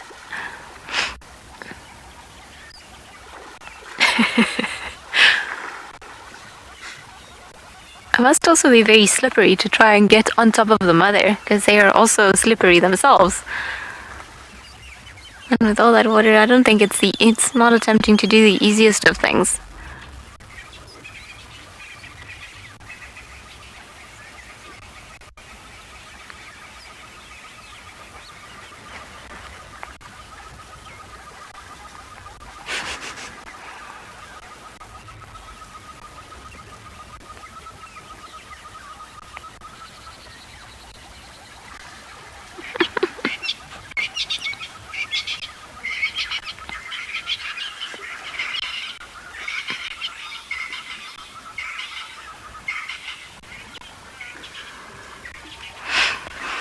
Macy, we call a group of hippos a pod or a raft. Oh, I think Mom's decided they're going. I wonder if she's gonna come onto the island.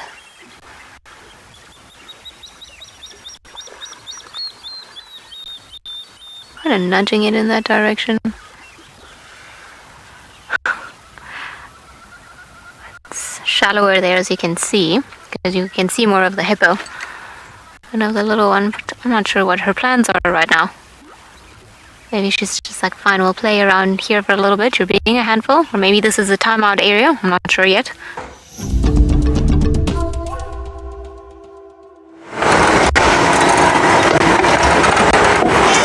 This is a lovely little pan, actually. I just want to take a look at it. It's a pan that I often forget about.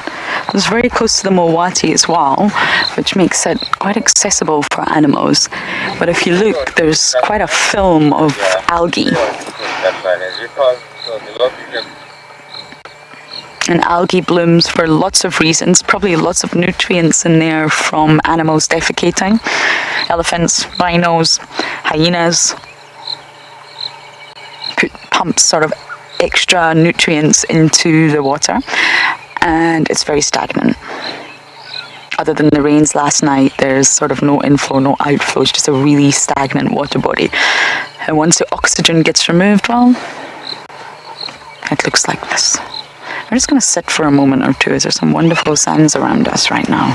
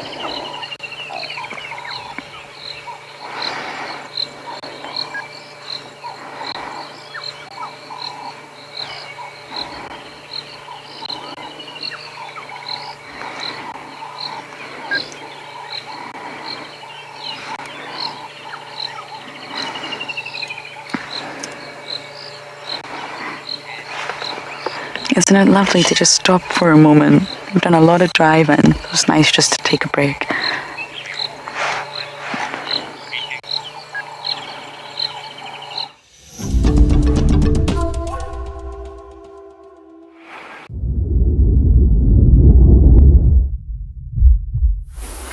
For our rumble in the jungle, the battle royale ended rather abruptly with the two original hosts disappearing with the interloper now inside their home. So we decided to move on from the domestic dispute. A very interesting arthropod. There's going to be plenty of them this morning. I hope you're ready for creepy crawlies. This is a zebra millipede. And I think you'll understand quite easily why it's called that. Hi everyone, my name is Mike Anderson, behind the camera is Craig, and we are here once again at Eco-Training's Pridelands Conservancy, where after a very heavy rainstorm last night and lots of thunder, it was an awesome display of nature's firepower. It was consistently powerful for about an hour, which was incredible. And that kind of rainstorm and this nice warm, humid weather is what is bringing all these insects out. Now they realize that summer has started, the wet, the rain, lots of soft food, soft dead vegetation. So this millipede that we see here, very, very defensive, but I think it will uncurl itself soon. Here we go. It's just starting to very slowly uncurl. This millipede is a herbivore, and in fact most often termed a detritivore, feeding on dead plant material. So especially after the rain here, the dead plant material is nice and soft. Oh, look at it. Here it uncurls. Beautiful colors. So it curls up like that to defend its very sensitive legs. So it's got hundreds of legs. I think it's probably got hundreds of legs. Oh, look at that. Straight as it uncurls, straight onto a nice, soft impala dung pellet. Had a little nibble. No, that one was not tasty. Just going to keep moving. Look at those beautiful colors. So it curls up to protect its legs from damage from predators, which is assumed we were. And now as it moves, it has other types of defense as well. It can actually secrete toxic substance. Oh, look, it's defecating. That's interesting. Look at the back of its body. Just opens this very mechanical-looking flap and then drops a tiny little pellet. That's interesting. I've never seen that before. So they can secrete a toxic substance from between the segments on their body, which is one defense. And it can also turn upside down and move very much like a snake. And I think I've heard that called swearing. I mean, by doing that, by turning upside down and moving like a snake, a small predator might be surprised and think, oh, it's not what I thought it was. Or it's even possible that it could shake off any small insect predators like assassin bugs by doing that. Perhaps give itself just a few moments to escape towards a thick bundle of grass like this one is doing now. Oh, touched something that did not like.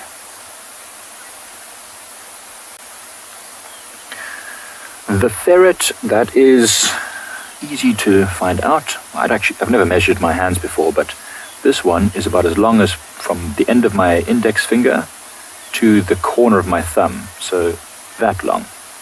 That is how long this millipede is. So what is that? Maybe 15 centimeters? No, a little bit.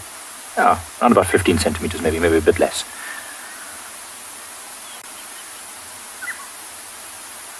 Very, very nervous millipede, though. It's probably the first day that it's gone out since the last season. I don't think they live particularly long, but this one is quite large. I think it's probably more than one season old. And so it's very cautious about how it moves. You can see see that? We weren't even anywhere near it, and it just touched something that it didn't recognize or didn't like, and it immediately curled up into a ball to protect itself. It's amazing how quick that is. There are many things that feed on this, from assassin bugs, like I mentioned, that will pierce through the segments on its body with these little stabbing mouth parts, to things like civets. Civets will also consume millipedes, actually lots of them. They seem unaffected by the toxins in the millipede's body, those cyanide-based secretions that I spoke about earlier, that they can secrete from between the segments. But I've also heard hornbills use these millipedes. They collect them and they actually disturb them and press them all around their nests, and they secrete this toxin, which then gets rid of any parasites from the nesting sites that the hornbills like to use. That's quite clever. You ever heard of a bird using an insect repellent? I don't think it's very pleasant for the millipede, unfortunately. I think it possibly even dies in the process, but nature is nature. And that is incredible.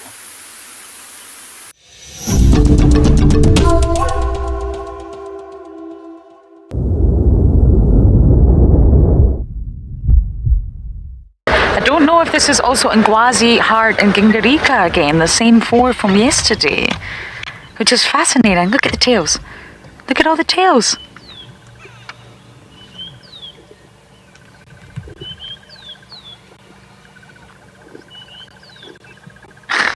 What are they doing? I truly wanted to see some of the Juma plants. Oh, yes! I haven't had a good look. It's definitely corks, definitely Gingarika. Wow.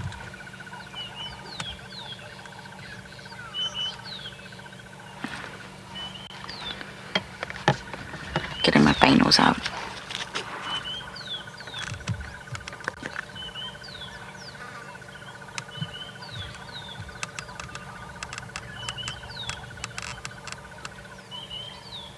I think that's Hart. She's also got a fair bit of blood on her.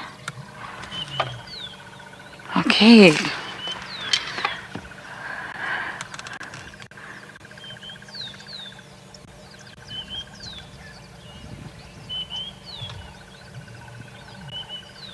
Corks has got that tail up.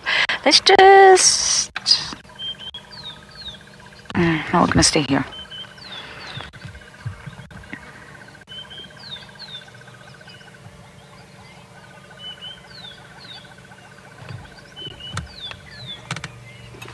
This is fascinating, everyone. I'm just watching. These are the sightings that you need to be able to understand what's going on.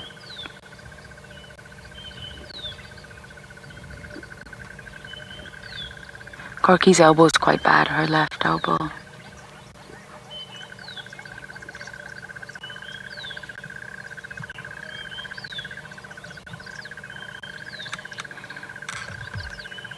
Yes, Renee, they absolutely do.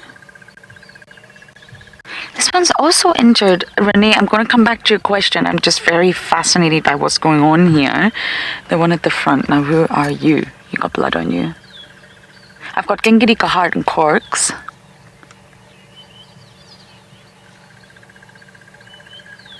And I will answer your question, Renee. This is just observations like this are really what we've been waiting for.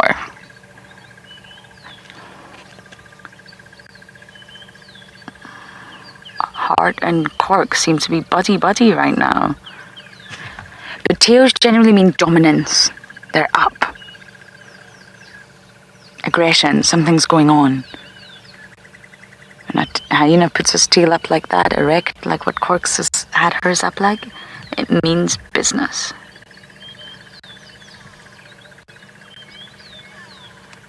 So I'm sure you can all see that Corks is absolutely fine. She's fine. She definitely is injured. Hart's also got blood on her head. What have you guys been doing? Look at Hart and Corky like this. Are you guys BFFs now?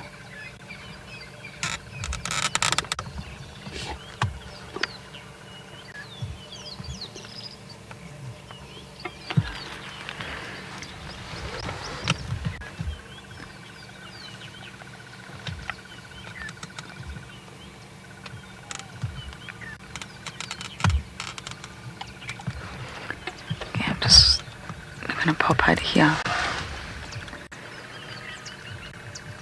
Nope, they're not. Okay,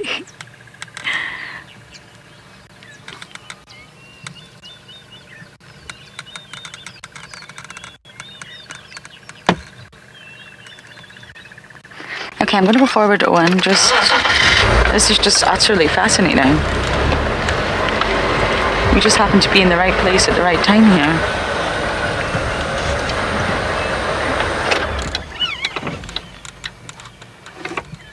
And we're just at Twin Dams, Twin Dams.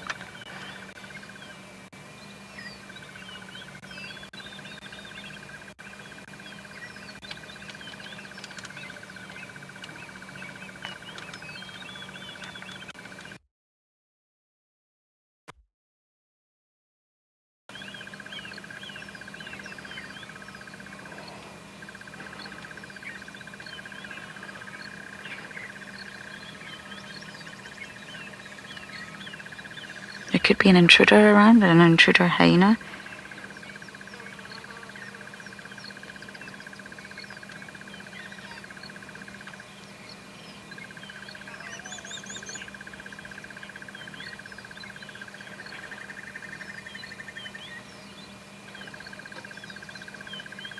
Look at this.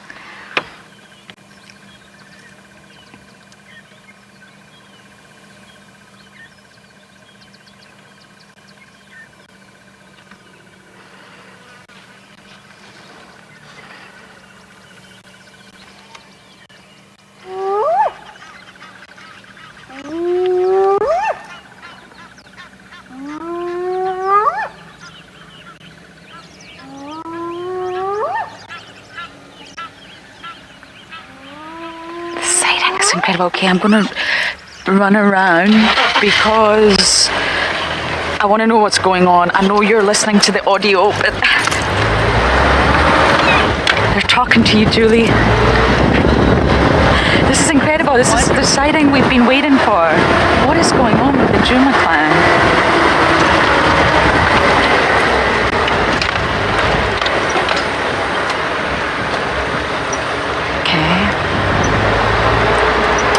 Is anything going on? Have they had an altercation with other hyenas?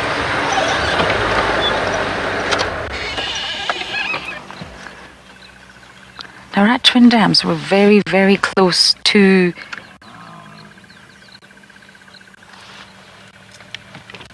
the den. Not in a rush. Okay, copy. Which would be a girl coming?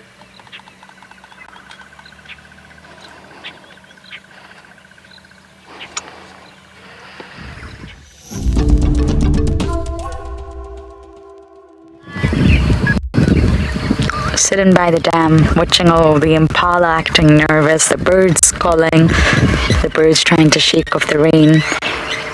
It's quite an awesome thing to do when the rain stops because you're not getting wet. So we're just going to take this moment to just sit and listen to all the sounds around the dam.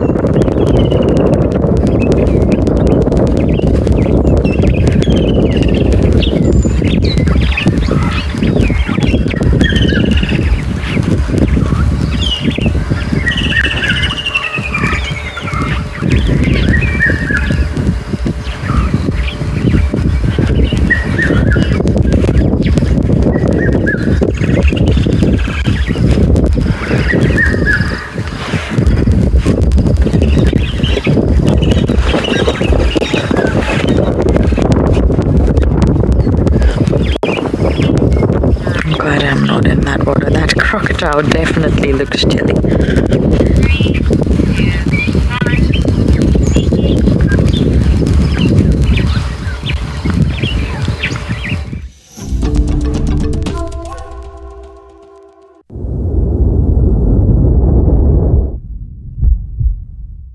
Well, that's pretty cool. There's a Janet that's been watching Shasha all along, just on top there of that other really thin marula tree. Huh. Well, that's quite unusual. The last sighting I had of a genet and a leopard was actually Tristan and I went to Londolozi not long ago, maybe about a month ago.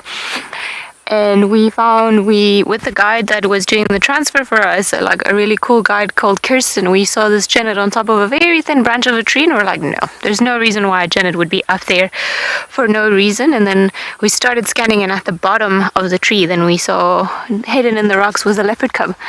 And then the genet was on the top of the tree, there was a kill on the tree, and then the leopard at the bottom. It was quite something. So I wonder what has actually happened.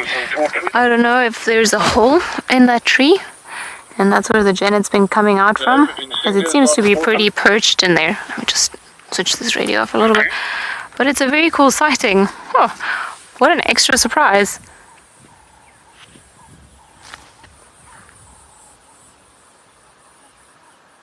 I don't think this genet knows what to do.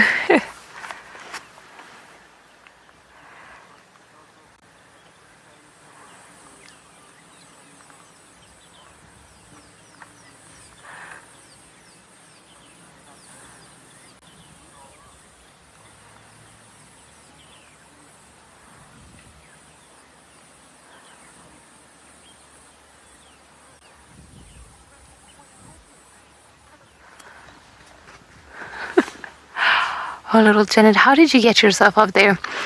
Genets can be active during the day, but they're mainly animals that are crepuscular or nocturnal.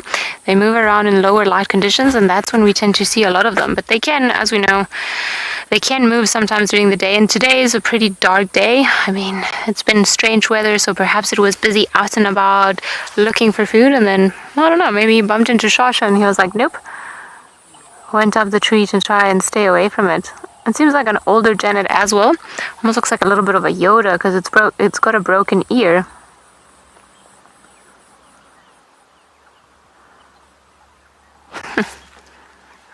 Oh, you poor genet. How stressful it must be to be you.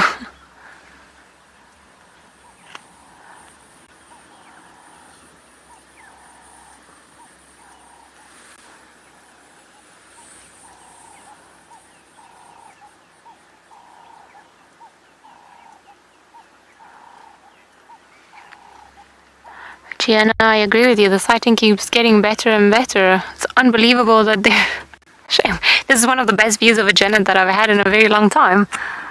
Although I must say, I had a very cool sighting with Darren on my previous stint of Shasha actually hunting a genet. So I don't know if there's a theme here, if this leopard likes eating genets. Maybe he chased that genet up a tree before he got the impala. I mean, there are a couple of possibilities. Because this is, yeah, like I said, this is the second time that I've seen Shasha close to a genet, or, well, we don't know if they were involved. The genet definitely knows that the leopard is here, but I don't think Shasha knows that the genet is there, or if he does know, doesn't seem particularly fazed by his presence or anything like it. He's not even looking in that direction.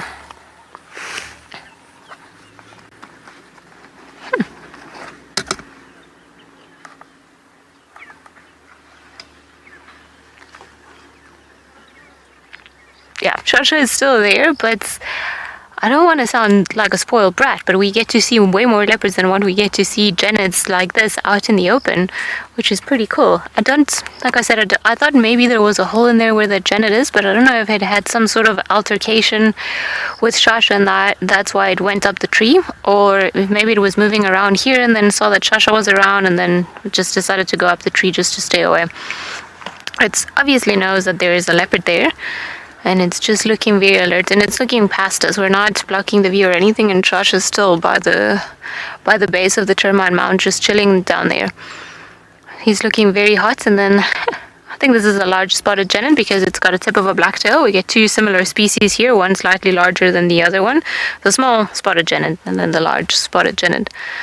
So the only reason we could actually see it is because we saw the tail hanging, and as we picked up binoculars, Aubrey turned around, and Aubrey's one of the guys at Tomb, and he was like, did you see the genet? We're like, oh goodness, it is.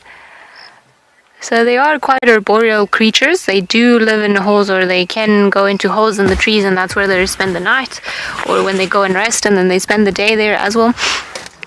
But we don't really see them this well. It's not a common sight at all.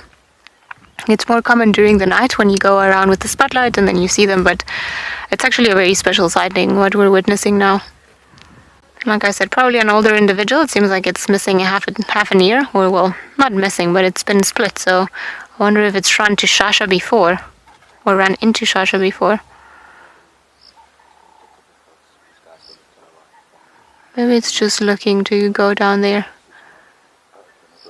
It is facing the bottom part, so I don't know, maybe he wants to go down there. Oh, I'm gonna just turn the radio down a little bit.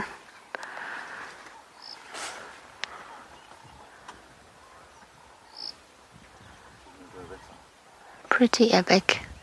What a good sighting. Hey.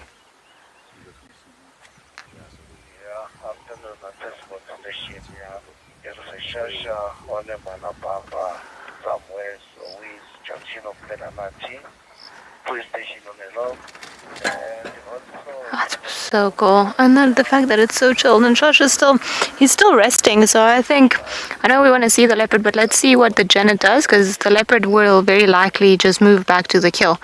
I want to see if maybe the genet will go further up, or if it will actually just come down and then run somewhere else. And then of course if it comes down, we're not going to follow it. I don't think it'll be a very small creature to follow out in the bush. It'll likely run into another tree and we won't be able to see it. Also, we don't want to get in the way if there's a little genet running away from a potential predator such as a leopard. I don't think Shasha would be interested in the genet though. Not today. Maybe another day that he's hungry, but today he's got a big kill there that he doesn't need to worry about. Ooh.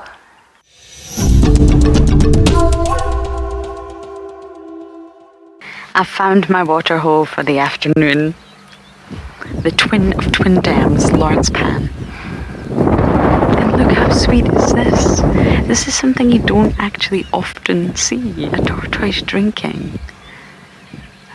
A leopard tortoise.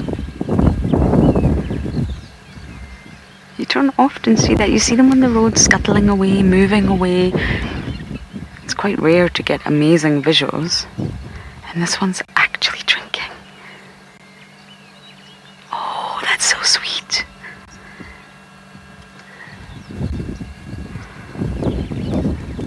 I don't know why it's sweet, to be honest, but it is.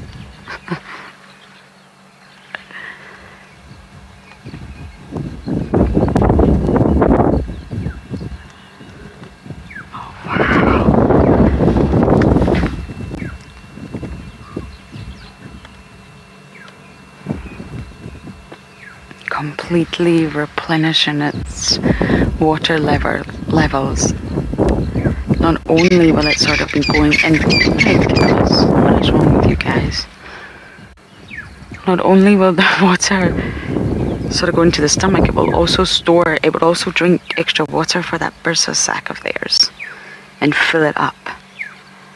And that's a wonderful thing about summer, if you really do have to move an animal like this, because you shouldn't pick them up. But if it's in the middle of a main road, of course everyone's going to want to pick them up and just move them off the road, because any injury that's going to happen is going to be human caused. But because there is so much water around, you don't have to worry about them dehydrating.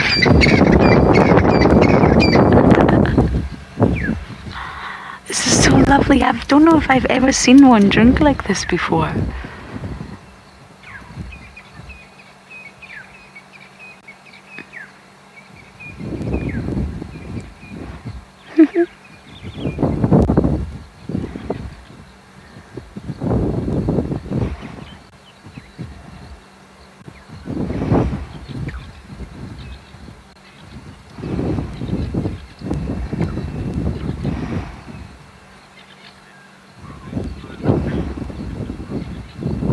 Linda, you're saying first time for you, and it's adorable.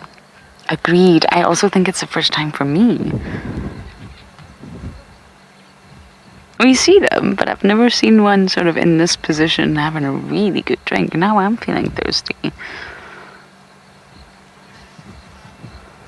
Reptiles do need water, of course. They have a completely different biology, but they do need water.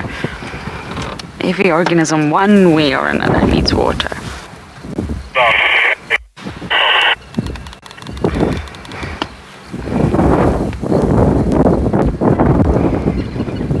can't believe this panda has water. I'm overjoyed. We're going to spend a little bit of time here. I'm going to try and do some dragonflies, listen to bird calls. I mean, it's not quite the pan that it will become, but I've spent many hours here.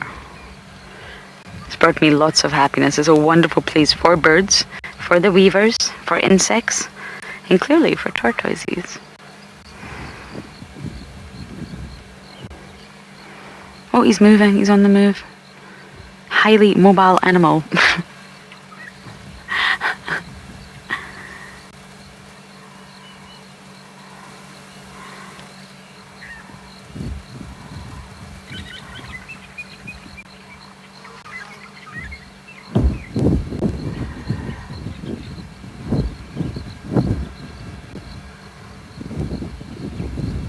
Looks so heavy.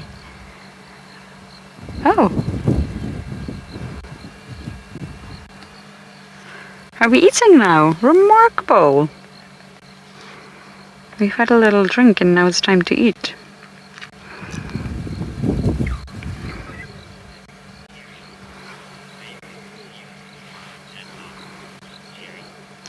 Gary, you were saying this is amazing to see this in the wild and live. It is. It's not all about the big things. It's not all about the cats. This is so cool. We do see leopard tortoises around, but normally when they hear the vehicle, they sort of hide and the views are never this good.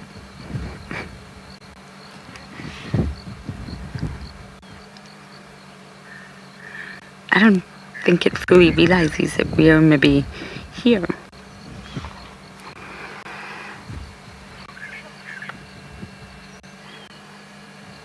Eating all the delicious grass.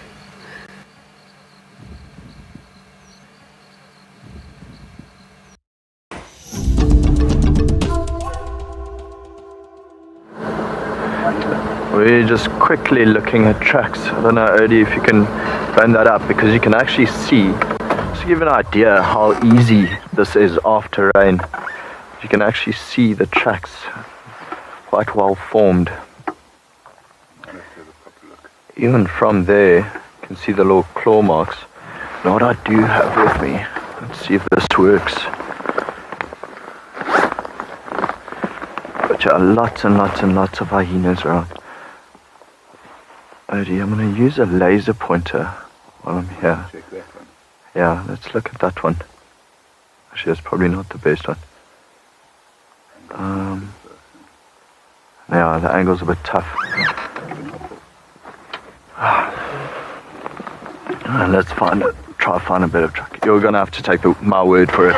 These are hyena tracks. There was actually one walking on the right-hand track, well, the right-hand track and the left tire track, both of them going this way. Luckily with them, the claw marks face in the direction they're walking. It's a bit obvious, sorry for that. It is still rather early. So we're on a road called Philemon's Dip, and I think we drove this road back to camp last night when it started raining out. Quite liked it. Going to go through a little sandy dip soon. Some old elephant dung in front of us. You can see already worked through by these ground birds and of course dung beetles. They've been rife and rampant after this amount of rain. What we started getting now are these tiny little bugs called shield bugs, or basically stink bugs. And oh, they are just everywhere. If you leave a light on here, especially when you're eating, they tend to gather around your food. And I can tell you now, they taste exactly how they smell. So for all of you that's ever smelt a stink bug, don't eat it. It's not fun. So yeah, let's continue on our way to a cut line. Like I said, everything in first gear, slowly cruising along.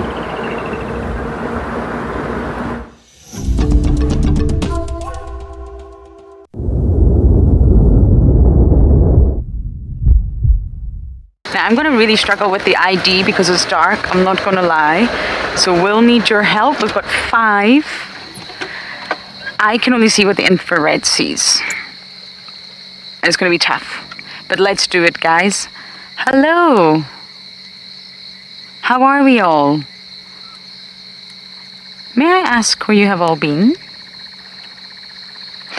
Okay, let's try and zoom in nicely on them, Darren, and try and get some IDs. Oh, tail up. Look at that. Is that corks? She's like a supermodel wading through this. Oh, no, we're just going... Okay. Going for a swim. Nighttime swim. Jolly good. Can we zoom in any more here, Darren? I know it's tricky. Yeah, so this is corks. Okay, next one. Heart. Okay, there's a third one coming. Oh, yeah.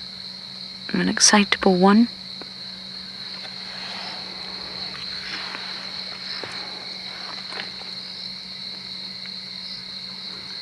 This is fascinating that it's corks and heart again, I must say.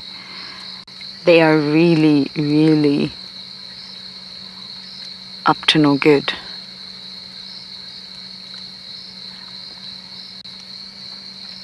Oh, we're peeing in the water. How wonderful.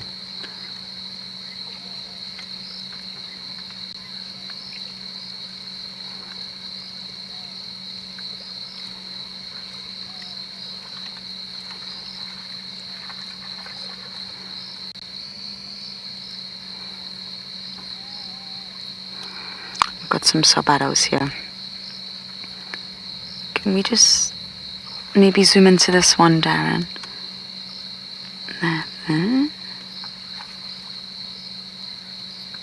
I think that's Gingi. That's Gingirika. Okay, so we've got heart, corky, Gingi, and then let's try and get one of the other ones. Oh. Okay, that's... Yeah, let's... Oh, tail up, what's happening here?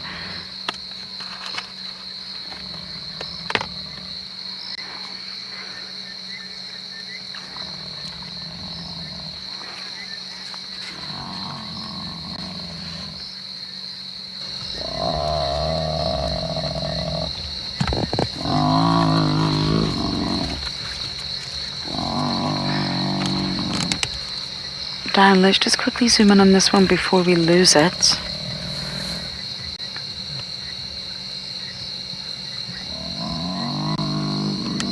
Comet! Yo!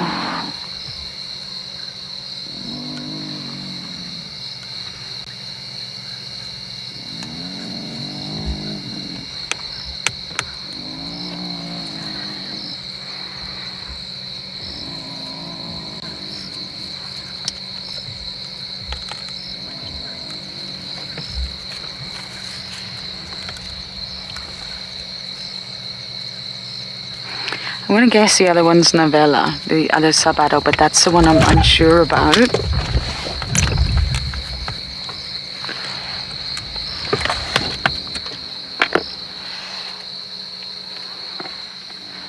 Okay, they are all moving. I've got a hyena in front of my car, but once it moves, we're going to follow. Corky's up to no good.